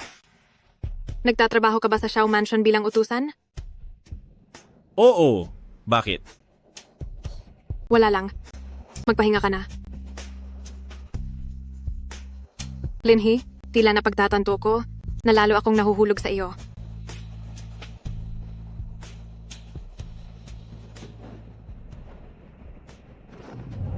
Anong pinakain mo sa akin? Anong pinakain mo sa akin? Sisisihin mo ang sarili mo dahil isa kang miyembro ng pamilyang Xiao. Ang tableta ng 10,000 lason ang kakapakain ko lang sa iyo. Kapag hindi ka uminom ng gamot sa loob ng 1 buwan, mawawala ka na sa mundong ito. Ano ba talagang kailangan mo? Gusto kong makipagtulungan ka sa akin mula sa loob. Tulungan mo akong makuha ang selyo ng Panginoon ng lungsod ng mga Xiao. Anong nangyayari? Hulihin niyo siya. Opo. Anong ginagawa nyo? Uncle Chen, sandali, anong balak nyo? Parusahan siya ayon sa batas ng pamilya. Huwag Bitiwan kayong niyo gagalaw. ako. Bakit nyo ako hinuhuli? Uncle Chen, bakit mo ipinagapos si Linhe? Ang batang ito ay umaaligid sa labas hating gabi, nanakaw ang selyo. Siguradong may kinalaman siya rito. Kahit na ganoon, hindi mo dapat ginagapos ang tao nang wala pang pruweba, pakawalan niyo siya. Opo. Miss, ano po ba ang nangyayari? Ang selyo ng ating pamilya Xiao ay nanakaw. At kapag may gumamit ng selyo ng Lord para buksan ang pinto ng lungsod, maaaring magkagulo dahil sa mga magnanakaw sa loob. Linhi, wala ka bang kinalaman sa nangyaring ito? Siyempre, wala po akong kinalaman. Miss, kung hindi po kayo naniniwala, maaari nyo po akong kapkapan.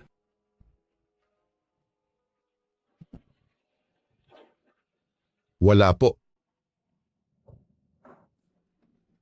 Miss, napakahalaga nito. Hindi ka dapat magpadalos-dalos. Baka may kasama ang batang ito at nailipat na niya ang selyo kanina pa. May punto ka. Mabigat na usapin ito. Linhi, kailangang pasensya ka na muna sa gagawin namin. Ayos lang po, naniniwala akong hindi nyo ako pahihirapan. Kayong Dalhin mga niyo si tauhan, Linhi sa bantayan siyang mabuti. Opo. Lakad. Habang wala ang aking ama, ako ang masusunod sa mansyon. I-lockdown ang Xiao Mansion, halughugin ang buong paligid. Siguradong nandito pa rin ang magnanakaw sa Xiao Mansion. Juaner, samahan mo ako sa kulungan. Ako mismo ang magtatanong sa kanya. Opo? Juaner, magbantay ka sa labas ng pinto at huwag mong hahayaan na may makinig ng palihim. Opo. Miss, kailangang maniwala po kayo sa akin? Wala po talaga akong kinalaman dito. Naniniwala naman ako sa iyo, pero ang selyo ng mansyon ay nanakaw. Siguradong may taksil dito. Bago ka pa lang dito at hindi mo pa kabisado ang pasikot-sikot, paano mo naman mananakaw ang selyo? May hinala na ba kayo kung sino ang nagnakaw? Wala pa akong maisip. Ngunit ipinasara ko na ang Xiao Mansion. Subalit kapag hindi pa rin nakita ang salarin, hindi ko ito maaaring ipasara ng habang buhay. Miss, mayroon akong paraan. Anong paraan naman ang nasa isip mo? Halika rito. Gagana kaya iyan? Subukan lang natin. Ayaw kaming paikutin ni Miss para maghanap. Sa halip ay tinipon tayo rito. Hindi kaya nakatakas na ang magnanakaw. Tinipon ko kayong lahat dahil nagpadala ng sulat ang aking ama at sinabi niyang bago siya lumabas ng kwarto ay naglagay siya ng fluorescent powder. Sino mang pumasok sa kwartong iyon, siguradong mag-iiwan ng bakas sa kanilang talampakan. Juaner, suriin silang isa-isa.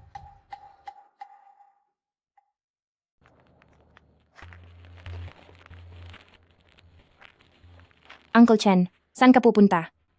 Miss, masama po ang pakiramdam ng tiyan ko. Gusto ko lang pong pumunta sa banyo. Hindi ba pwedeng mamaya na lang? Miss, hindi ko na po talaga kaya. Hindi nyo naman po siguro hahayaang mapahiya ako rito, di ba? Hayaan nyo na po siya, miss. Matanda na si Uncle Chen, hayaan nyo na siyang umalis. Ang lalaking ito ay talagang hangal.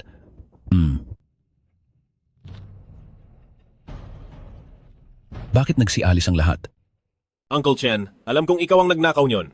Ibigay mo sa akin ang gamit. Ano ang mga pinagsasabi mo? Bata ka? Bakit mo ako pinagbibintangan? Hindi ba sabi mo ay mayroon kang pampakinang napulbos? Magpatawag ka ng titingin dito. Juaner, halika rito at tingnan mo. Tingnan mo ng mabuti. Wala naman, di ba?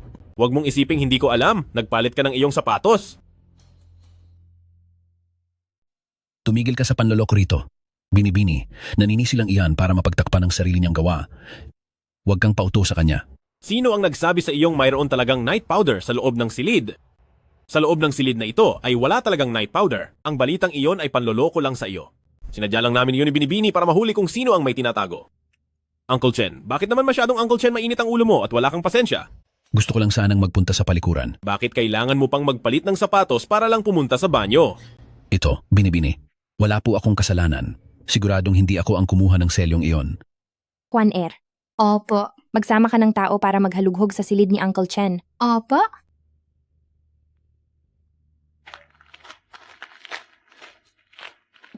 Uncle Chen, mabuting umamin ka na lang ng totoo. Binibini, ito po ang nahanap namin sa silid ni Uncle Chen. Mga tauhan, dalhin si Uncle Chen sa labas at hintayin ang parusa ni Ama. Uncle Chen, paumanhin po. Binibini, wala po akong kasalanan. Linhi, maraming salamat sa iyo sa pagkakataong ito. Nagpapasalamat ka sa akin? Bakit hindi mo na lang ibigay ang sarili mo sa akin? Ano bang pinagsasabi mo riyan? Mayroon ka ng prinsesa. Bakit pa ako ang iniisip mo? Iniisip? Hindi na kita kakausapin, bastos. Sandali, iyong tungkol sa pagiging tauhan mo. Isang linggo na ang nakalipas, bakit hindi pa rin ako pinupuntahan ni Mei Niang? Ngayong personal na akong tagapaglingkod ng aking reyna. Kung mawala man ako sa mundo, ay sobrang laking panghihinayang yan. Hindi maaari, kailangan kong puntahan ang babaeng iyon. Dahil kapag napahamak ako, luging-lugi talaga ako. Aba, sino kaya itong lalaking manloloko na ito? May gana ka pa talagang pumunta rito sa akin. Mei Niang, wala naman tayong sama ng loob sa isa't isa. At kung tutuusin ay nailigtas pa kita, di ba? May punto ang sinasabi mo. Noong nakaraan, pinapunta mo ako sa Xiao Mansion para kunin ang utos ng pinuno. Pero ang utos ng pinuno sa Xiao Mansion ay kakasagawa lang nakaraang mga araw at kakabawi lang nito kamakailan, kaya lalong naging mahigpit ang bantay doon. Hindi ba dapat muna nating pag-isipan itong mabuti? Anong gusto mong sabihin? Ang gusto ko lang sabihin ay baka pwedeng ibigay mo muna sa akin ang panlunas. Kasi baka mamaya, kung matagal kang hindi kikilos at natapos na ang isang buwan, hindi ba't mapaparusahan lang ako nang wala sa oras? Mahal kong Ginoo, paano naman kita magagawang saktan? Huwag kang mag-alala, buwan-buwan akong magpapadala ng tao para bigyan ka ng gamot. Napakasama naman ang ugali mo bilang isang babae. Sa kabutihang loob ko ay nailigtas kita, pero binigyan mo pa rin ako ng lason. At saka, nagkaroon na tayo ng espesyal na gabi. Kaya hindi na tayo estranghero sa isa't isa. Mahal kong asawa, bakit ba ang cute-cute mo? Huwag kang mag-alala, bakit naman kita sasaktan? Bitamina lang ang binigay ko sa iyo. Binibiro lang kita, hindi iyon lason. Paano ko malalaman kung hindi mo ako niloloko? Sa tingin mo ba ngayon ay niloloko kita? Sige na, aalis na muna ako. Narito ka na rin lang. Balak mo na bang umalis agad? Lintik, sinusubukan niya ako. Mahal na prinsipe, kasalukuyang nakakulong si Uncle Chen sa pamilya Zhao. Nabalitaan ko po na nabigo siyang nakawin ng selyo ng pamilya Zhao. Hayaan mo na. Wala naman talaga akong inaasahang magagawa siya. Abisuhan mo ang mga tao sa Yellow Turbans. Kunin ninyo si Xia Yanran para sa akin. Gusto kong makita kung ang aking kapatid na hari ay talagang mahal na mahal ang anak niyang iyon. Masusunod po. Mahal kong kapatid, ang pwesto mong iyan ay gusto ko ring upuan. Anong ibig mong sabihin, Mei Niyang? Gusto mo ba akong alagaan bilang simpanan mo? Seryoso, binigyan mo pa ako ng cake pagkatapos nating matulog. Ano iyang ginagawa mo? Prinsesa po. Itigil mo na yan, huwag ka nang magpanggap. Kung talagang iginagalang mo ako, hindi mo sana tinanggihan ang pagpapakasal sa akin. Prinsesa, hindi naman sa ganoon. Linhe, malungkot ako dahil tinanggihan mo ang alok kong kasal. Naiintindihan mo ba ang ibig kong sabihin? Naiintindihan ko o hindi? Ano bang gusto mong gawin ko? Naku, wag mo na akong tawaging prinsesa. Tawagin mo akong Yanran. At isa pa, gusto kong samahan mo ako. Samahan mo akong mamasyal sa bayan. Sige po, Prin. Sige, Yanran. Tara, mamasyal na tayo. Sige.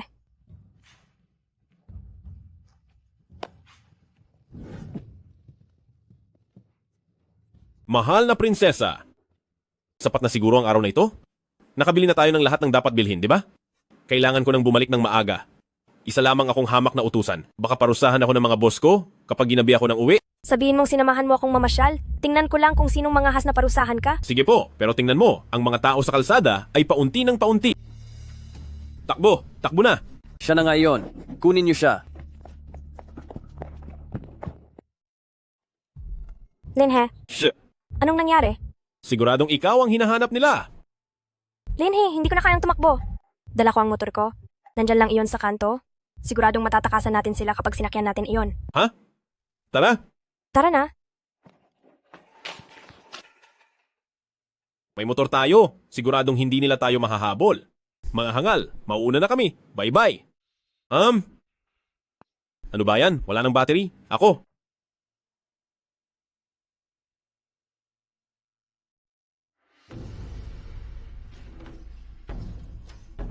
Hindi ito maari. Paanong nawalan ng kuryente ang di-motor na sasakyan? Oo nga po. Boss, may sakit ba sa utak ang lalaking ito? Huwag nang maraming satsat, darating na ang mga gwardya anumang oras.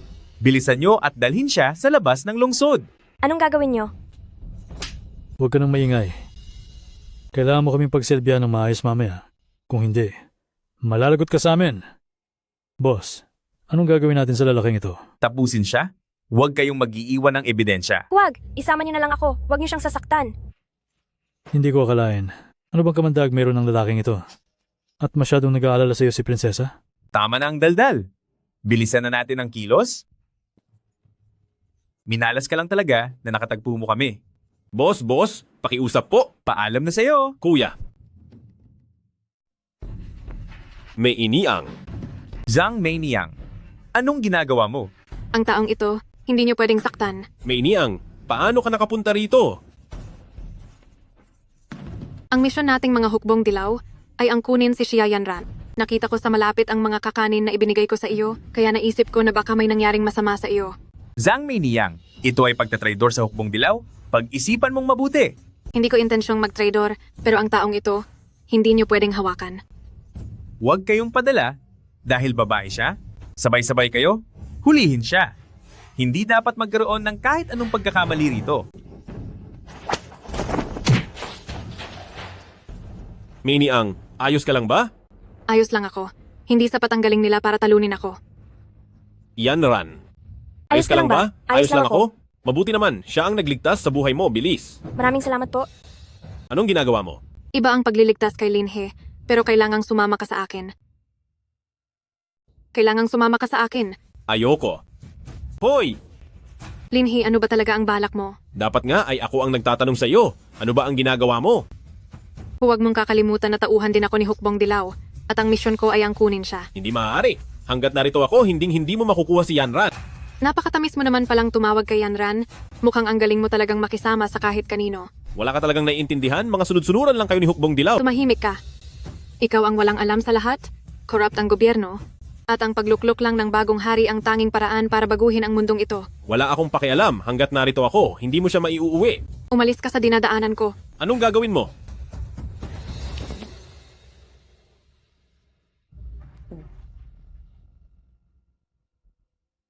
Linhe, magkaiba ang ating pinaninindigan. Ayoko na kitang makita pang muli.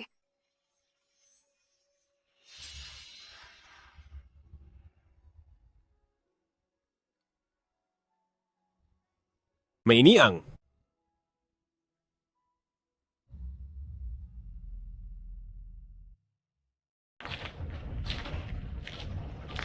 Mayaman na ako. Sa pagkakataong ito, mayaman na talaga ako. Linhe, magsalita ka. Sino ka ba talaga? Ako. Ako si Linhe, ang tauhan ni Xiao Mansion. Nagsisinungaling ka. Paano nalaman ng isang tauhan ang lahat ng ito? Kapag hindi mo ito na ipaliwanag ng maayos o kung may masama kang balak, ipag-uutos ko na agad kitang tapusin. Sige? Hindi na ako maglilihim sa iyo? Ang totoo, pumunta ako rito sa Xiao Mansion dahil lang sa iyo. Ano? Dati rin akong isang iskolar. Nang taong kumuha ako ng pagsusulit sa kabisera, nakilala ko si Binibini sa daan. At ito ay pag-ibig sa unang tingin. Dahil doon, iniwan ko ang aking pag-aaral at pumunta rito sa Xiao Mansion para lang maging malapit na tauhan ni Miss Xiao. Paano mo ito nagawa? Binibini? Napakatalino ni Linhe, pero isinuko niya ang kanyang kinabukasan para sa'yo at gumasta pa siya ng malaking halaga ng pera para lang bilhan ka ng hairpin? Ano pa ang dapat nating pagdudahan? Sige, maniniwala muna ako sa iyo sa ngayon. Pero kapag nalaman kong may iba kang balak, hinding-hindi kita mapapatawad. Walang silbi. Walang silbi. Kayong lahat ay walang silbi. Sa loob ng maraming taon, nagpakain lang pala ako ng mga taong walang silbi. Sir, ang anak po ng mayamang negosyante na si Zhang He ay gusto makipagkita sa inyo. Papasukin mo siya sa bulwagan, susunod na ako agad. Nagbibigay galang po sa inyo, sir. Huwag ka nang masyadong magbigay galang. Ano ang maipaglilingkod ko sa iyo? Narito po ako para tulungan kayong magtagumpay sa inyong balak. Bakit naman ako mangangailangan ng tulong mo? Tungkol po ito sa pamilya Xiao na selyo. Napakalakas ng loob mo. Anong pinagsasabi mo? Anong kinalaman ko sa selyo ng pamilya Xiao? Huwag po kayong kabahan. Naparito po ako dahil alam ko ang inyong mga plano. Alam ko po na gusto nyo ang pamilya Xiao na selyo. Maari po akong mamanhikan kay pamilya Xiao. Kapag nakapasok na ako sa Xiao Mansion, magiging napakadali nang makuha ang selyo ng pamilya Xiao para sa inyo. Bakit mo naman ako tutulungan? Ang Linhe na iyon ay masyadong mapangahas. Ipinahiya niya ako sa harap ng maraming tao. Alam kong gusto niya si Binibining Xiao at hanggat makakapaghiganti ako, handa akong tulungan kayo, sir. Bata ka pa pero marami ka ng alam, Ginoong Zhang. Ha ha ha ha. Kuya Lin! Kuya Lin, may masamang nangyari. Ang isa sa 4 na tanyag na lalaki na si Zhang He ay narito para mamanhikan kay Binibini. Ano? Hinding-hindi ko ibibigay ang puri ko sa Linhe na iyon. Baka kailanganin ko. Binibini, may masamang balita. Si Kuya Linhe, sinubukan niyang wakasan ang sarili niyang buhay? Uncle Xiao, nahulog po agad ang loob ko kay Yuexin nang makita ko siya at ngayong araw ay nagdala ko ng kaunting regalo para formal na mag-propose sa inyong anak. Sana po ay pumayag kayo, Uncle. Zhang He, ano bang ginagawa mo? Sino ba iyan? Bakit parang wala siyang galang? Ama, siya po si Linhe. Kung ganoon, Linhe, umupo ka. Uncle, magkapantay po ang katayuan namin ni Miss Xiao at ang kasalang ito ay inaprubahan na rin ng aking ama. Sana po ay pumayag na kayo, Uncle.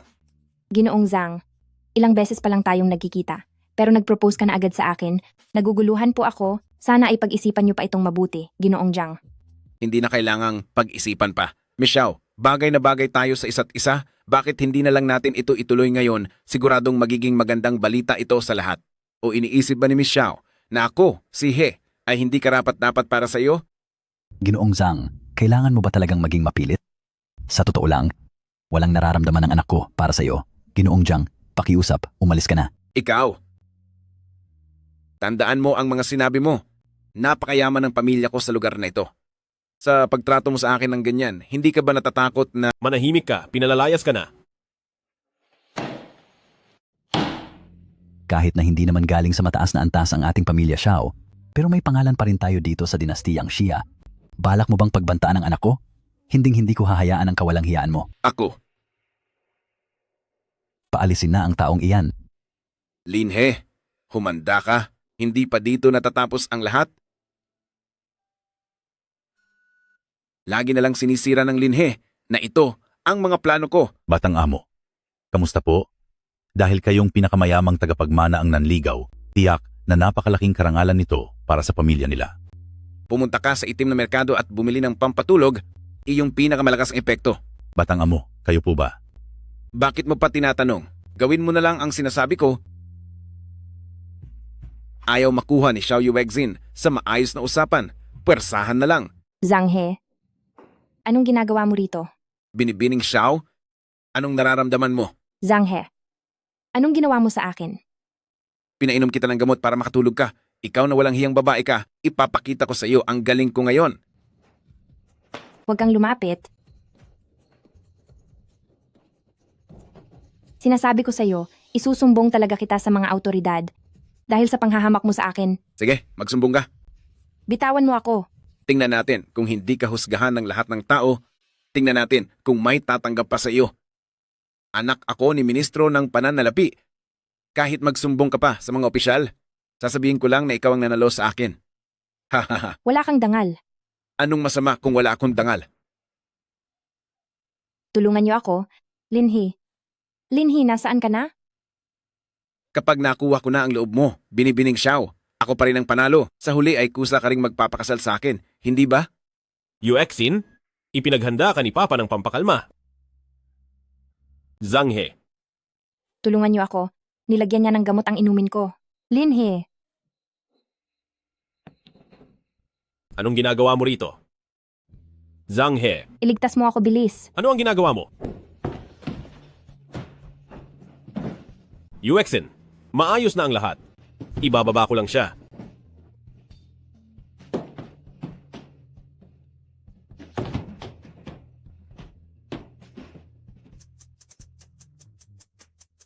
Linhi. Sobrang init ko. Linhe. Walang hiya, hindi ko na kaya. Wala na akong pakialam. Sa dating buhay ay hindi tayo nagkatuluyan, ngunit sa buhay na ito, kukunin na kita.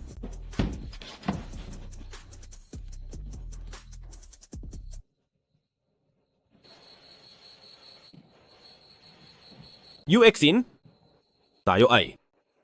Huwag mo na itong babanggitin kailanman.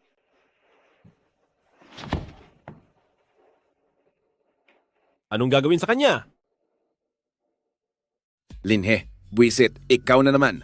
Bakit ba palagi ka na lang nakakasagabal? Young Master He, hindi ko akalain na magagawa mo ang ganitong klaseng bagay. Kung matalino ka, pinapayuhan kita na pakawalan mo na ako agad. Ako ang anak ng pinakamayamang tao rito. Wala akong pakialam kung sino ka. Magsalita ka. Bakit mo pinainom ng kung ano si Yuexin? Basta gusto mo, Linhe. Lahat yan ay aagawin ko sa iyo. Isa ka lang namamasukan. Bakit mo ako binabangga? Young Master He, sabihin mo ang masamang ginawa mo ngayon kapag nalaman ito ng lahat ng tao sa labas. Maisasalba mo pa ba ang reputasyon mo? Linhe, pinapayuhan kita. Pakawalan mo na ako ngayon din. Dahil kapag hindi mo ako pinalaya, pagbabayarin kayo ng tatay ko. Titingnan ko kung paano kami pagbabayarin ng tatay mo para sa pamilya Xiao. Ano kaya kung kaladkarin na natin siya palabas? Linhe, sinasabi ko sa iyo, pakawalan mo na ako. Ikaw. Young Master He, ngayon ay sisiguraduhin kong malalaman ng lahat ng tao ang tunay mong pagkatao.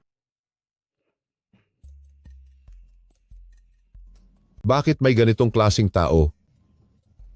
Napakasamang tao. Sino ang mag-aakalang isa sa 4 na dakilang iskolar ay kayang gumawa ng ganito? Grabe, nakakahiya talaga.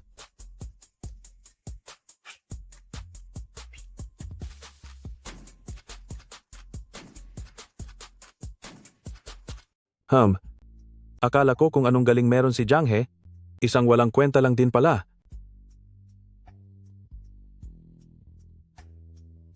Hayaan na. Hindi ko na kailangan ang selyo ng pamilya Xiao. Kayong dalawa. Nandito po kami. Ipakita ang aking simbolo, buksan ang tarangkahan, kahit walang selyo, hayaang ang ating hukbo ay pumunta sa loob at lumaban. Tumahimik kayo. Nandito tayo sa loob ng palasyo. Bakit kayo ganyan kumilos? Mahal na hari, ang pagsuway ni Xia Yawang kasama ang hukbong dilaw ay pilit na sumisira sa ating harang. Tumatakas na ang ating mga sundalo sa takot. Napakaraming mahuhusay sa ating kaharian. Hindi ba talaga tayo makahanap ng isang general na haharap sa hukbong dilaw? Amang hari, mayroon po akong mairerekomenda. O? Yanran? Sino ang iyong tinutukoy? Si Pamilya Shaolin, hipo. Napakahenyo ng taong ito, balita ko ay eksperto rin siya sa stratehiyang militar, kaya siguro... Nakakatawa. Ang pakikipagdigma ba ay laro para sa inyo? Kahit kailan ay hindi ko narinig ang Lin He na iyan, gaano man siya katalino, isa lang siyang katulong sa bahay. Ang mga plano sa pakikipaglaban ay hindi basta-basta ipinauubaya sa kahit sino. Kung ganoon, meron ba sa inyong gustong magboluntaryo? Sige na nga, ipatawag si Lin He sa palasyo. Kuya Lin! Kuya Lin, masamang balita. Ang isa sa mga 4 na dakilang pantas na si Zhang He ay pumarito para hingin ang kamay ni Binibini. Ano? Bakit ko isusuko ang sarili ko kay Lin He? Magagawa ko ba talaga ang... Ma'am, masamang balita po. Si Kuya Lin He po. Nawalan na siya ng pag-asa sa buhay. Lin He, bakit mo ba binabalak na mawala? Matapos mong samantalahin ang pagkakataon sa akin, ay gusto mo na lang akong iwanan. Aray! Ano bang nangyayari dito? Sandali, hindi ko naman balak saktan ng sarili ko. Sino ba ang may sabi sa inyo niyan? Sabi ni Juaner ay kanina ka pa raw busy sa kusina mula pa kaninang umaga. At dahil sa amoy na lumalabas doon, naisip nilang gusto mo nang tapusin ang buhay mo. Juaner, ano ba itong kalokohang tungkol sa pagtapos ng buhay? Kuya Lin, pero iyong amoy kasi. Ito ay tinatawag na luho si Fen. Hindi nyo lang maintindihan. Ang totoo niyan, ang pagkain dito sa mansyon ay araw-araw na walang lasa at nakakasawa, kaya naisipan kong gumawa ng masarap na pagkain para sa sarili ko. Huwag kang tumingin sa baho ng amoy nito dahil sobrang sarap nito kapag tinikman na. Lin He, anong gusto mong kainin? Ipagluluto kita. Ayaw mo ba? Huwag na lang nating kainin iyang. Luo si Fen na iyan, maaari ba? Masarap talaga ito? Kung ayaw mong maniwala, ipapatikim ko sa iyo. Ang sarap nga ng pansit na ito, mabaho man ang amoy pero napakalinamnam naman. Siyempre, kung hindi ka pa naniniwala, tikman mo pa. Binibini? Kumusta ka na? Lin He, totoo ngang hindi mo ako niloko. Ang bagay na ito ay mabaho ang amoy, pero masarap pala. Hindi ito maikukumpara sa mga kinakain natin sa araw-araw. Sabi sa iyo, di ba? Heto Juan Air, tikman mo rin.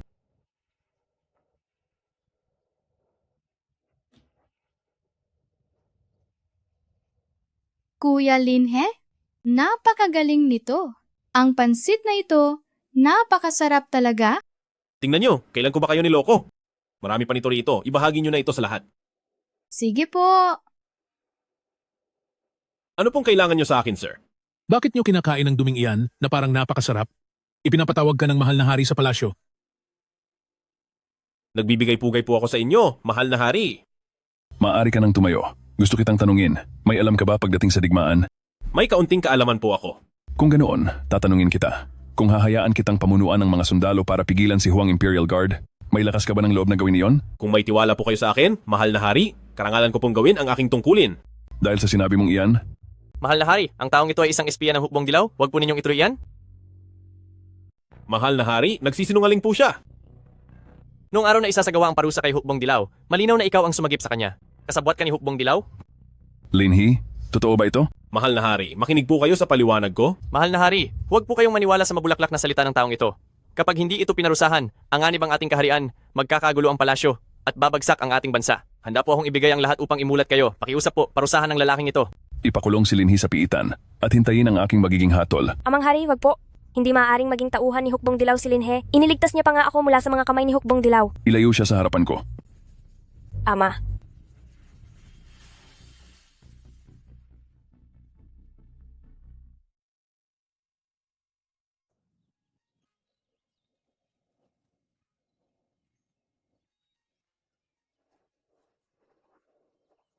Yanran, maghapon at magdamag ka ng nakaluhod diyan. Bakit mo ba ito ginagawa sa sarili mo?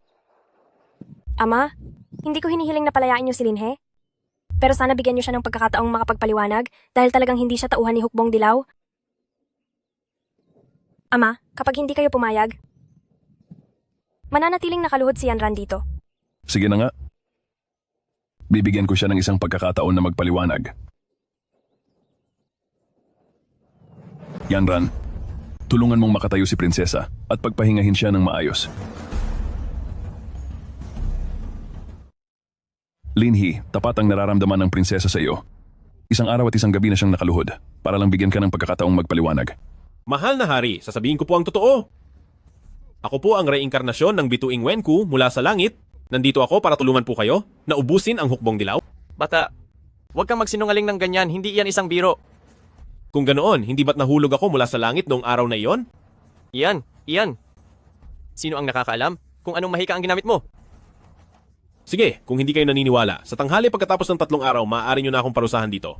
At sa oras na iyon ay magkakaroon ng milagro sa langit, magdidilim ang buong paligid. Mahal na hari, huwag po kayong maniwala sa kanyang mga panlilinlang, hinihiling ko pong iutos na ang pagpaparusa sa kanya. Dahil sinabi na iyan ni Linhe, bakit hindi tayo maghintay ng 3 araw? Kung hindi mangyayari ang sinabi ni Linhe, hindi pa huli ang lahat para parusahan siya. Kasi kung tatapusin ko ang buhay ng reinkarnasyon ng bituing Wenkwe, hindi ba't magiging makasalanan ako sa buong mundo?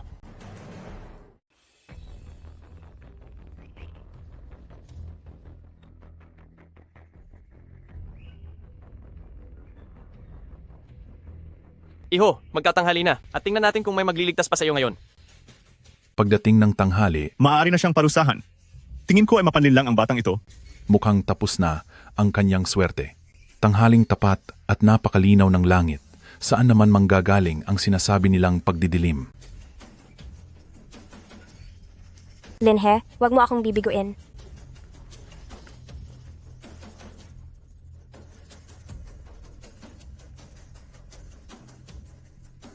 Tanghali na, parusahan na siya agad.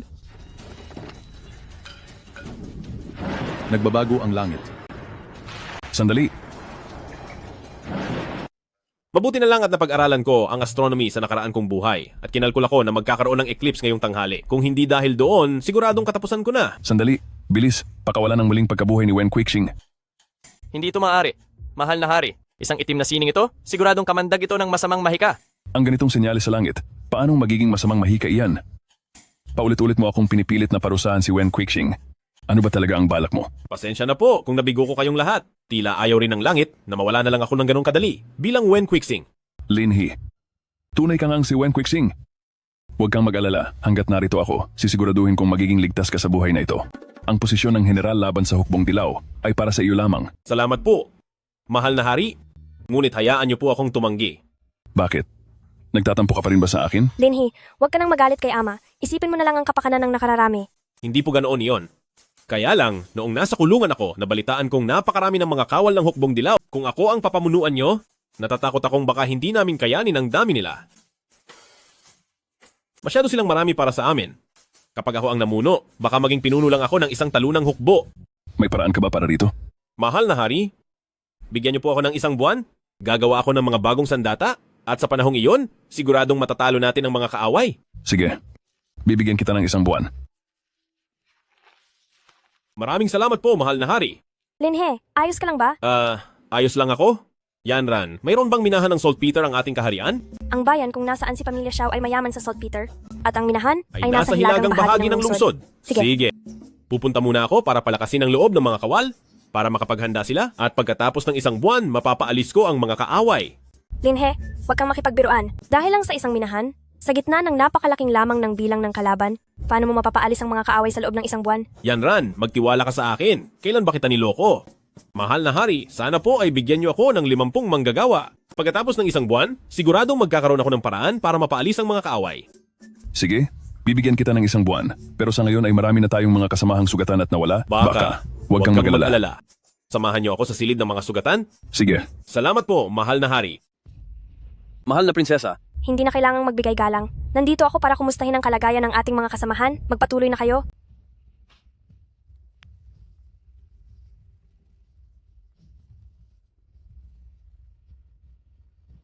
Anong nangyari?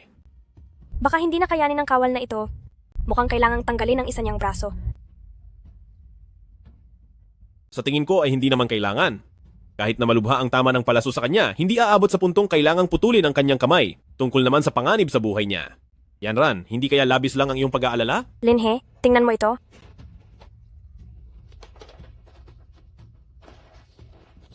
Ano ito? Abong galing sa sinunog na kahoy at lupa ito, ginagamit ito para patigilin ang pagdurugo at ibalot sa sugat. Hindi ko akalain na napakahuhuli pala ng medisina rito sa dinastiyang Great Shah, kahit gamot para sa pagdurugo ay wala. Biro ba ito? Napakaraming mikrobyo sa abong ito at gagamit kayo nito sa ganito kalalim na sugat, siguradong halos lahat ng pasyente ay magkakaroon ng tetanus. Sir, ano po ang mikrobyo? Ano po ang tetanus? Ganito ang paraan ng paggamot sa libu-libo naming sundalo? Bakit niyo po sinabing biro lang ito? Maswerte lang siya kung magpapagaling siya. Kaya naman pala marami ang nawawala sa hukbo natin sa ganitong paraan ng paggamot, nakapagtataka kung walang mawawala. Sir, may alam ba kayo sa panggagamot? Kung wala, pakiusap ay huwag niyo kaming istorbohin sa pagliligtas ng buhay. Ginoong Lin, hindi niyo po ito pwedeng pakialaman? Inamin kong matalino kayo sa ibang bagay, sir. Pero sa usaping paggamot, sumunod na lang po tayo sa doktor. Sir, pakiusap. Lumabas na po kayo. Huwag niyo nang antalahin ang paggamot ko sa sugatan. Ito ay, ang sugat na ito ay kailangan lang gamitan ng purong alak, linisin lang ng simple at pagkatapos ay tahiin gamit ang karayom at sinulid at regular na punasan ng alkohol, bakit kailangang pahirapan ng ganito ang sarili nating mga tauhan? Sir, sa totoo lang po, ano ba ang alkohol? At para saan yan? Ang alkohol ay parang alak din, pero mas matapang ito at madaling magliyab. At ang mahalaga ay nakakapuksa ito ng mikrobyo. Ginagamit ito para linisin ang sugat para hindi lumala ang impeksyon. Nagbibiro na naman po kayo. Ginoong Lin, ngayon ko lang narinig na ang alak ay iniinom para mawala ang sakit, pero kailanman ay hindi pa ginamit ang alak na panghugas ng sugat. Yan Ran, kung hindi ka naniniwala, kumuha tayo ng isang tao at subukan natin. Makikita ang resulta pagkalipas ng 2 araw. Hindi maaari ito. Ang buhay ng sundalo ay hindi laro. Higit 30 taon na akong nagagamot sa ganitong paraan. Pagkatapos ay gagamitin mo lang sa isang subok ang buhay ng kapatid natin, hindi ako papayag. Ako ang hinirang ng emperador bilang general? Paano ko mapapahamak ang sarili nating mga tauhan? Sige, hayaan mong kumuha ako ng isa. Pagkalipas ng 1 araw, kung hindi naging epektibo ang paraan ko kaysa sa iyo, handa akong itaya ang sarili kong buhay sa harapan ng hari. Sige, gagawin natin ang sinabi niyo. Kapag hindi gumanda ang kalagayan niya sa loob ng 1 araw, talagang isusumbong kita sa hari. Paano kung hindi mas mahusay ang paraan mo kaysa sa akin? Handa akong mawala-wala.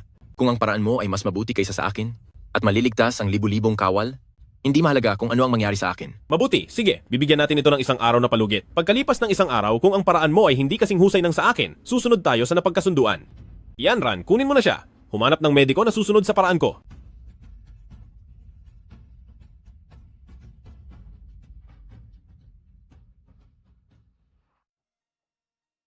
Yan Ran, bakit simula noong mag-filter ako ng alak, ay araw-araw ka nang kumukuha nito? Nabalitaan po ng mahal na hari ang tungkol sa ginawa ninyong alak, at pagkatapos niya itong matikman ay sobra ang kaniyang paghanga, kaya araw-araw niya akong inuutusan na kumuha. Aba, nandito na ang manggagamot ng hukbo. Sir, ang mga sugatang sundalo na sinunod ang inyong pamamaraan ay mabilis na gumaling at walang naging komplikasyon. Totoong mas mahusay ito kaysa sa paraan ko. Alinsunod sa ating kasunduan, narito po ako para harapin ang aking kaparusahan. Hoy, sandali lang. Talaga bang iniisip mo na papaparusahan ka ng boss? Ito ay, hayaan mo na, sapat na iyan. Kung hindi kita hinamon, paano mo ako papayagang subukan ang paraan ko? Dahil napatunayan na natin ngayon, sundin mo na ang aking paraan sa paggamot ng mga sugatan. Mabuti kang doktor, hindi ko hahayaang mawala ka sa amin. Maraming salamat po, sir. Si General ay may pambihirang talino at kabutihan. Hangang-hanga po ako sa inyo. Sige na. Umalis ka na at naghihintay na ang mga kasamahan natin sa iyo. Tara na, kailangan Sige. na nating gumawa ng mga armas. Sir, nakatukla si Linhi ng bagong paraan ng paggamot. At natatakot ako na baka hindi ito makabuti sa atin. Hinding-hindi ko hahayaang sirain niya ang mga plano ko. Kawal, utusan mo ang iyong mga tao na dalhin ang taong iyon sa Xiaojia City. Sir, huwag po ninyong gawin niyan. Napakalubhanan ng sakit na nararanasan ng taong ito. At kapag dinala niyo po siya sa Xiaojia City, ay magdudulot ito ng kapahamakan sa maraming tao. Sino ba ang prinsipe sa ating dalawa? Gawin mo ang inuutos ko sa iyo. Sumunod ka na lang sa aking mga tagubilin. Masusunod po. Mahal na hari, nagsumite po ng ulat ang pinuno ng pamilya Xiao. Laganap na ang matinding sakit sa Xiaojia City at marami na po ang nawala sa taong bayan. Ano? Iutos sa lahat ng mga bantay na isara ang kani-kanilang mga lungsod. Kailangang mapigilan ang pagkalat ng sakit. Sino mang susubok na tumakas o lumampas sa hangganan ay kailangang maparusahan ng matindi. Sino ang mag-aakalang magiging general na si Brother Lin? Malugod kitang binabati. Ngunit pakiramdam ko, ang mga hukbong dilaw na iyon ay hindi hahayaan na tapusin sila ng ganoon lang kadali. Huwag kang mag-alala, napakatalino ni Brother Lin. Anumang problema ang dumating, siguradong may solusyon siya. Dahil masaya tayo ngayon, tara na, mag-inuman tayo. Pasensya na, ngunit hindi mo na ako sasama. Marami sa ating mga kababayan ang nagpapasaklolo ngayon at mukhang hindi payapa ang labas. Huwag na muna. Grabe naman, malapit na ang katapusan ng taon. Baka sipon lang iyan ng mga tao? Anong ikinababahala mo? May mangyayari bang masama? Brother He, anong nangyari sa'yo? Brother He, gising! Brother He. Linhe, simula nang magkasakit si Sir Hiyuan ay malungkot ka na. 3 araw ka na ring hindi nakakapagpahinga ng maayos, kaya magpahinga ka na muna. Kuya Linhe, magpahinga ka muna sandali. Kapag ipinagpatuloy mo iyan, ay baka magkasakit ka na rin. Kaso ay may bigla ang epidemya sa lungsod na ito. Maraming mamamayan ang nahawa at may mga nawalan na rin ng buhay sa mga kalsada. Maging sa kampo ng militar ay marami na rin ang may sakit. Kung hindi natin matitipon ang mga sundalo, anong silbi ng mga sandatang ginawa ko? Kuya Linhe, napakatalino mo. Kaya dapat ay mag-ipon ka ng lakas para maligtas ang mga mamamayan. Kahit pa matalino ako, ay mabilis pa rin ang pagkalat ng sakit na ito. Wala rin akong alam sa panggagamot. Ano na ang dapat nating gawin? Paano kung isolate muna natin ang mga mamamayan at sundalo sa kanilang bahay para hindi na makahawa ng iba? Hindi naman mga Diyos ang mga tao, kailangan nilang kumain, magsaka, at magsanay. Saka ang pinagmulan ng sakit na ito ay mga insekto at peste. Kahit nasa bahay sila ay mukhang hindi sila ligtas sa mga yan.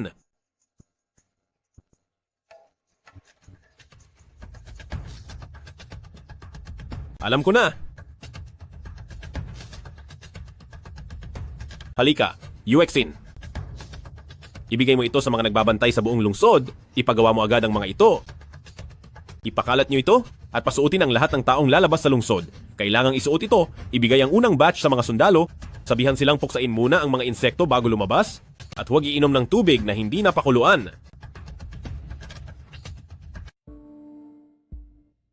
Ginoong Lin, may punto ang paraang iminumungkahi nyo, ngunit ang malaria ay kumalat na kay Hiyuan at wala na kaming magagawa. Wala nang magagawa? Ngayon, ang buong lungsod ay nahawaan na ng malaria at sinasabi ninyong lahat na wala na kayong magagawa. Hahayaan nyo na lang ba na mawala ang lahat ng tao sa lungsod? Gongzi, dahil sinusunod ng lahat ang inyong mga paraan, ang pagkalat ng malaria ay bumagal na nga. Pinupuri ng lahat si Gongzi. Subalit para sa mga taong may sakit na, talagang wala na kaming magagawa sa kanila. Ang korte pa ay hinarangan ang buong lungsod. Papasok lang ang puwede at walang lalabas. Hanggat hindi tumitigil ang malaria, ang lahat ng mamamayan ay mawawala na rito sa loob. Sige, naintindihan ko. Maaari na kayong lumabas.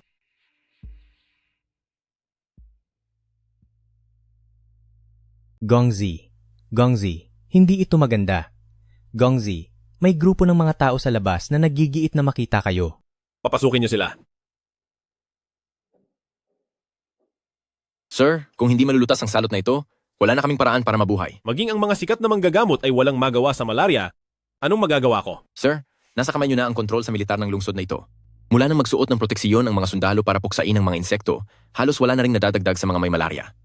Sa ngayon, halos ang mga dati ng may sakit na lang ang naiwan sa lungsod. Bakit hindi? Bakit hindi ano? Bakit hindi na lang dalhin ang mga sundalo para tapusin ang lahat ng may sakit para mas mabilis na mapigilan ang epidemya, maiwasan ang pagkalat, at para alisin na rin agad ng gobyerno ang lockdown? Ilang 10,000 buhay at ilang 10,000 pamilya ang sinira mo dahil lang sa utos mong sunugin sila. Ang lakas ng loob mo. Hindi naman na sila gagaling, kaya mabuti pang mawala na lang sila para hindi na sila makahawa pa sa mga malulusog na tao. At ikaw lang naman ang masyadong mabait. Kung iba yan, matagal na silang nag-utos na sunugin ang mga tao. Ha! Napakagaling na kesyo wala raw makakapagpagaling sa kanila. Ang buhay nyo mahalaga, pero ang buhay ng iba, hindi na. Sinasabi ko sa inyo, ang sakit na ito ay kaya kong gamutin. Mga tauhan, simula sa araw na ito, kung sino man ang maglalakas loob na magmungkahing sunugin ng mga tao, ay agad na dalahin at ikulong sa bilangguan. Opo. Hindi mo pwedeng gawin ito. Hindi alam ang pinagmulan ng sakit na ito at walang gamot. Sasabihin mong kaya mong gamutin, pero wala ka namang patunay. Ipapahamak mo lang ang lahat ng tao sa buong lungsod. Ilabas siya! Masusunod po! Masusunod po!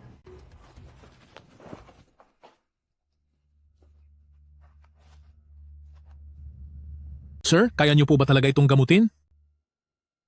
Lumabas ka muna. Kailangan kong mag-isip ng mag-isa. Opo. Opo.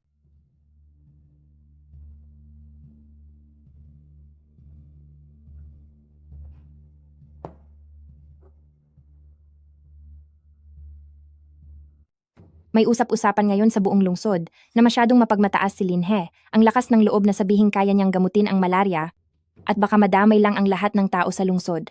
Totoo iyan. Sabi nila, ang ginoong ito ay dahil sa kaibigan niyang may sakit.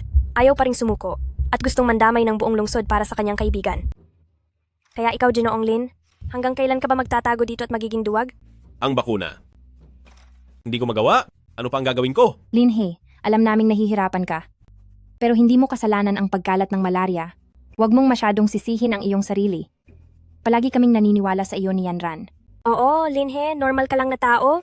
Huwag mong bigyan ng masyadong pressure ang sarili mo. Isa pa, ang face mask na ginawa mo ay nakapagligtas na ng napakaraming buhay sa lungsod na ito. Gusto namin ni Ate Xiao ang makabubuti sa iyo, kaya dapat ay magpakatatag ka. Sige. Mabuti. How? Artemisinin. Tama, artemisinin. Uexin, Yanran, alam ko na. Ang artemisinin, naisip ko na.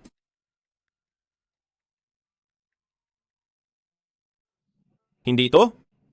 At hindi rin ito.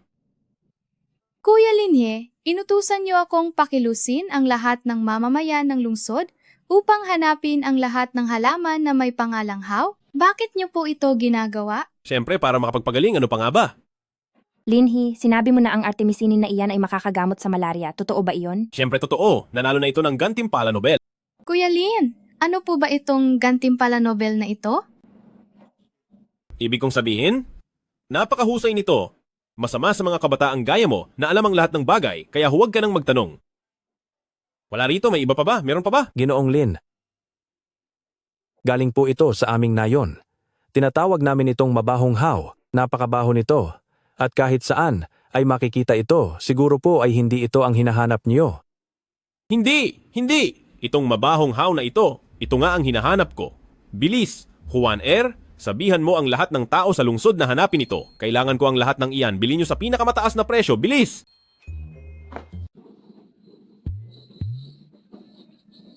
Brother He. Parang hindi ko na kaya, may ilan akong bagay na gustong ipagbilin sa'yo. Sabihin mo. Gusto ko talaga si Xiaoqui mula sa Wanhuailu. Kapag wala na ako, tulungan mo siyang makaalis doon.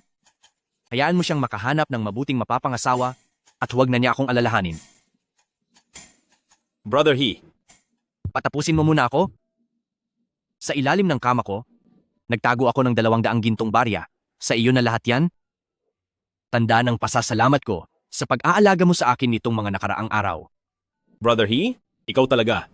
Mayroon pa akong... Tumahimik ka muna. Inumin muna natin itong gamot. Brother Lin, hayaan mo na lang akong mawala ng matiwasay. Ano bang klaseng gamot ito? Malinaw namang isang mangkok ng dumi ito. Napakabaho. Ilayo mo yan. Brother He, makinig ka sa akin. Ang mapait na gamot ang nakapagpapagaling. Kailangan mong inumin ito ngayon. Hindi maaari. Kahit mawala na ako rito o tumalon man ako mula rito, hindi ko iinumin ang kahit anong galing sa iyo. Pinipilit mo ako? Juaner, Nandito po? hawakan mo siya ng mahigpit. Opo. Ayoko talagang uminom, napakabaho talaga. Ouch. Anong gamot ito? Ano ang bagay na ito? Napakabaho naman. Ehem, maaauk? Juaner, bantayan mo siyang mabuti. Magiging maayos din siya pagkalipas ng gabing ito. Anong gagawin nyo? Ginoong Lin, kinikilala ko na ikaw ang aming tagapagligtas, pero walang lunas ang sakit na ito. Kailangan kong sunugin ang epidemya sa lungsod na ito ngayong araw, dahil kung hindi na magkakaroon ng kapayapaan sa lugar na ito. Sinong nagsabi sa inyo niyan? Nahanap ko na ang lunas. Mapapagaling ang sakit na ito. Alam ng lahat na pinainom mo ng gamot ang kasamahan mo kahapon at buong gabi siyang nasusuka. Mas lumala ang lagay niya. Ngayon, kailangan kong sunugin ang lahat ng may sakit. Mga sundalo, makinig sa utos ko. Ihanda ang mga pana. Tingnan natin kung sino mga has na kumilos. Paparusahan ko kayo agad. Sir, payagan niyo na kaming alisin ang mga may sakit na ito. Hanggat hindi natatapos ang epidemyang ito, wala kaming kinabukasan. Hindi kami pinapalabas ng mga kawal ng palasyo sa lungsod.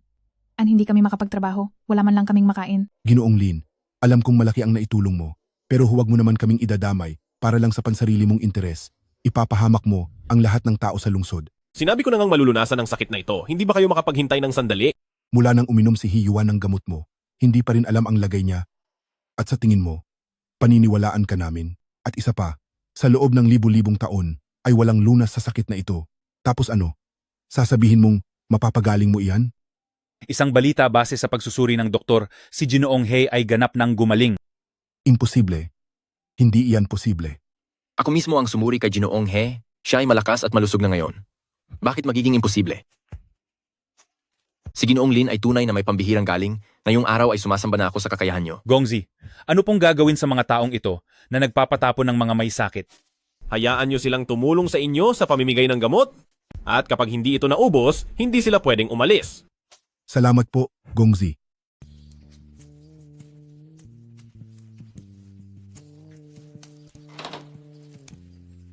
Linhe, bakit ka pupunta sa minahan ng saltpeter sa ganitong oras? Ang saltpeter na iyon ay ginagamit para sa paggawa ng yelo at mga paputok. Sino ang nagsabi na gagawa ako ng yelo o mga paputok? Pero marami ng yelo at mga paputok sa loob ng palasyo. Bakit kailangan mo pang pumunta sa minahan? Yan Ran, makinig ka. May iba pang gamit ang saltpeter na ito. Kung makakagawa tayo ng tamang formula, ito ang magiging susi kung mapoprotektahan ba ng dinastiyang Xia ang lungsod. Linhe, ano ba itong ginagawa mo? Hindi kita maintindihan. Tulungan niyo akong maghanda ng mga itlog. Mas marami, mas mabuti. Linhe, bakit kailangan mo pa ng mga itlog? Panoorin mo na lang. Ang mga sinaunang taong ito, walang kaalam-alam na pwedeng gamitin ang puti ng itlog bilang pandikit para makagawa ng pulbura na tatalo sa mga kalaban. Nasa bilis ng pagtitimpla ng formula na ito ang lahat. Gabayan sana ako ng langit. Umalis ka. Gusto kong makita kung pagkatapos ng kalahating buwan kung ano ba talaga ang pinaggagawa niya. Nakakatawa ka naman. Tingnan mo nga kung anong hawak mo. May puti pa ng itlog dito. Sa tingin ko, huwag ka na magpagod. Umuwi ka na lang at magpahinga at hintayin mo na lang na mawala ka. Huwag niyo akong madaliin. Maghintay pa kayo sandali. First time ko lang ganito. Hindi pa ako masyadong sanay. Linhe, kalahating buwan ka na rito. Bakit hindi ka kaya bumalik muna sa Xiao Mansion para magpahinga? Kapag nagkasakit ka, paano mo matatapos ang sandata? Hindi maaari. Hindi ito pwedeng ipagpaliban kahit isang sandali. Maghintay pa kayo sa akin. Huwag kayong mag-alala. Bibigyan ko kayo ng magandang resulta. Ano ba talaga ang sinusunog mo? Akala mo ba talaga makakagawa ka ng isang mahiwagang sandata? Yuexin? Nagtitiwala ka ba sa akin? Nagtitiwala ako. Pero ano bang gagawin mo sa mga bagay na yan? Gagawa lang ako ng isang mahiwagang sandata. Mahal na hari, ang linhi na iyan ay araw-araw ng gugulo at hindi ko alam kung ano ang ginagawa niya sa maraming itlog. Sana po ay parusahan niyo siya. Totoo ba ang sinasabi mo? Sinisiguro ko po sa inyo. Kaya pakiusap, parusahan niyo po siya. Hindi sapat ang sabi-sabi lang. Sumama ka sa akin at tignan natin. Linhi, malapit nang matapos ang palugit na isang buwan at hindi magtatagal ay lulusob na si Hukbong Yellow Turban sa lungsod.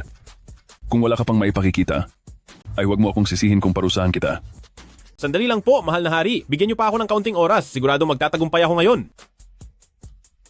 Grabe, nagtagumpay ako. Siguradong wala na itong problema.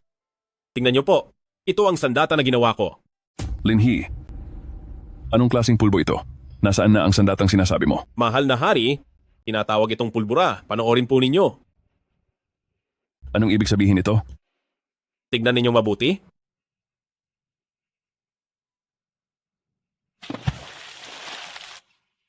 Linhi, ano ba talaga ang nangyayari dito? Mahal na hari, ito ay pulbura na may kasamang puti ng itlog na ginawang pampasabog gamit ang pandikit na ito. Napakalakas nito. Kahit gaano pa karami ang kalaban ay kayang talunin. Ha ha ha. Hindi nga ako nagkamali sa iyo, Linhe. Ha ha ha. Mahusay. Kulam ito. Lahat ng ito ay kulam. Umalis ka. Buong araw ka na lang naghahanap ng paraan para idiin ang mga tapat na tao. Isa kang kahihiyan sa kahariang ito. Linhi? Itatalaga kita bilang general ng ekspedisyon ng ating bansa kapag bumalik kang matagumpay. Mahal na hari, hindi ko po gustong maging isang dakilang general.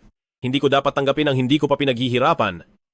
Kapag bumalik na ako ng may tagumpay, hayaan nyo na lang po akong maging isang simpleng tagapaglingkod. Ha ha ha. Sa lahat ng mga opisyal ko sa korte, wala man lang isang kabataan na kasing linaw mo mag-isip. Huwag kang mag-alala. Kapag bumalik ka mula sa tagumpay, itatalaga kita ang unang klaseng kasambahay at ang dinastiyang Shia ay malaya mong mapupuntahan. Maraming salamat po, mahal na hari. Tandaan nyo, hindi dapat mabasa ang pulbura. Sa gitna ng pagbibiyahe, bawal din ang kahit anong apoy. Kung maantala ang operasyong militar, kayo ang pagbabayarin ko. Opo, masusunod po ang inyong turo, dakilang general.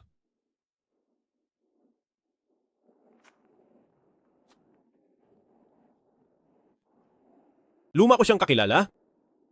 Magsialis muna kayo.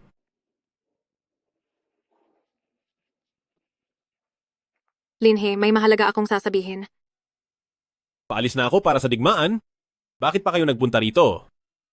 Linhe, sa digmaang ito, masyadong malayo ang kakayahan nyo sa hukbong dilaw. Pinapunta ka lang ng walang hiyang emperador na iyon para mapahamak. Linhi, malapit na akong maging pinuno ng hukbong dilaw. Ayaw kitang makalaban sa armas, at ayaw rin kitang mawala. Hindi pa man nagsisimula ang labanan ng ating mga hukbo. Paano mo nasabing matatalo agad ako? Huwag ka nang magsabi ng kung ano-ano.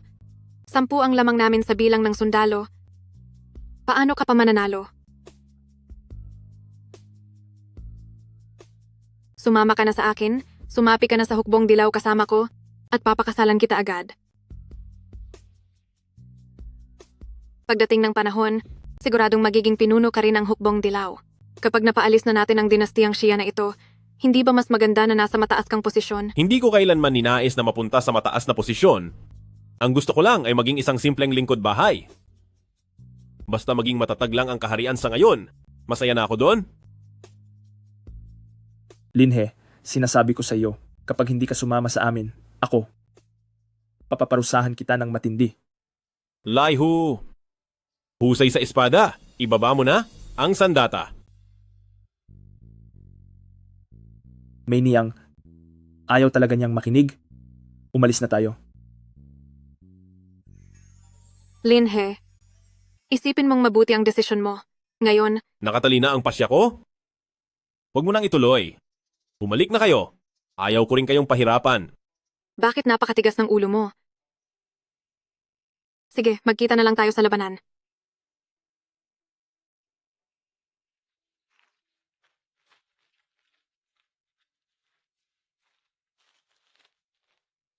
Laihu, may niyang, huwag kayong mag-alala. Sisiguraduhin kong magiging ligtas kayo. Yuexin, Yanran, bakit kayo narito?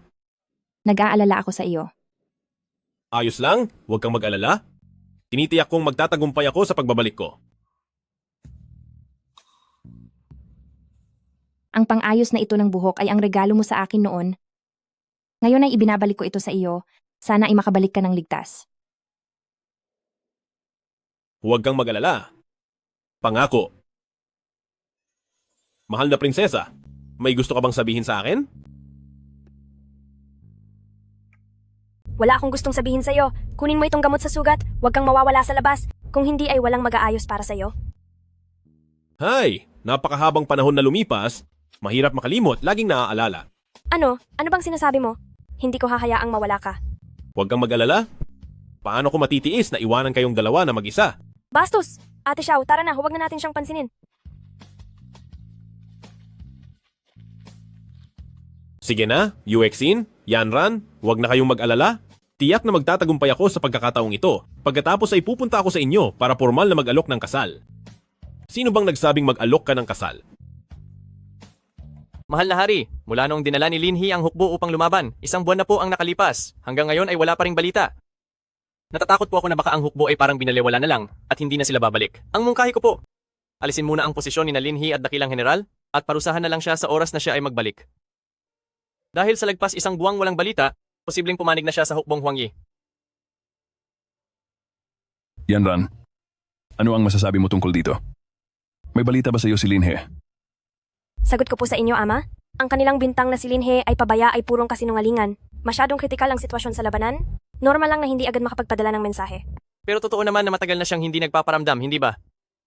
Sa ilang daang libong sundalo, paanong wala man lang ni isang balitang dumating? Huwag kayong magmadali.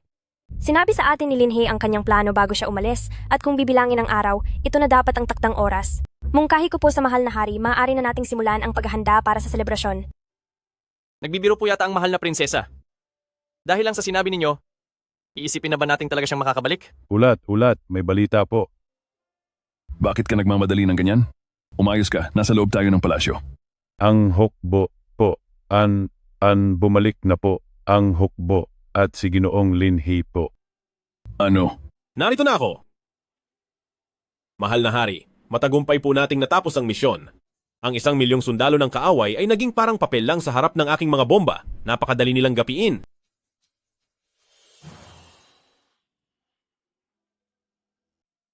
Totoo ba? Talagang napakahusay ni Minong minamahal sa pamumuno ng hukbo. Gantimpalaan siya, bigyan siya ng malaking gantimpala. Salamat po, mahal na hari. Ngunit may isa pa po akong hiling na kailangang ninyong pagpasyahan. Minong minamahal, sabihin mo kung ano iyon. Dalhin niyo siya rito.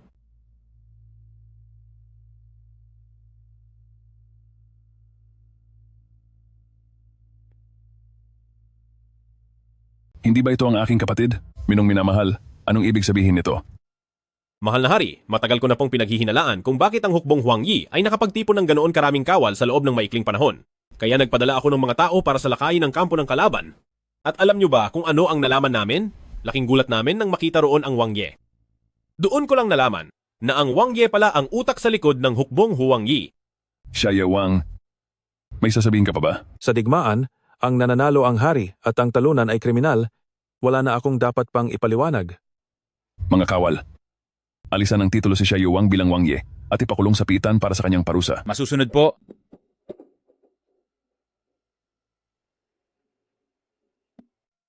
Minong minamahal, sobra akong nabigla sa mga nangyari kay Xia Wang.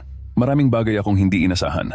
Ngayong bakante ang posisyon para sa pamumuno ng militar. Bakit hindi? Naku, mahal na hari, nasanay na po ako sa tahimik na buhay. Kung tungkol lang ito sa maliliit na bagay, kaya ko pa pong tumulong. Pero sa usapin ng militar, baka hindi ko po iyan magampanan ng maayos. Sige, hayaan na natin. Hindi ko napipilitin si Minong minamahal.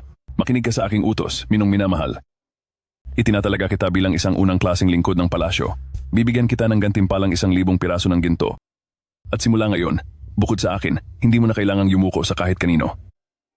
Babantayan mo rin ang lahat ng opisyal at ibibigay ko sa iyo ang iskrimang Xiangfang at ang gintong kasulatang pansagip. Maraming salamat po, mahal na hari. Mahal na hari, kararating ko lang po at kailangan ko ng magmadali para sa aking pamamanhikan. Kaya kung maaari po sana ay maunawaan ninyo na kailangan ko ng maunang umalis. Sige, talaga namang gusto kita, bata ka.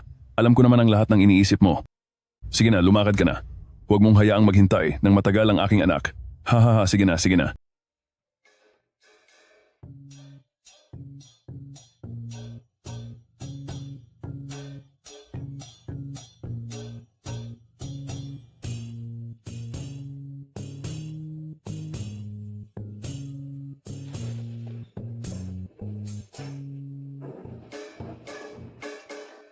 Aking mga asawa, nandito na ako.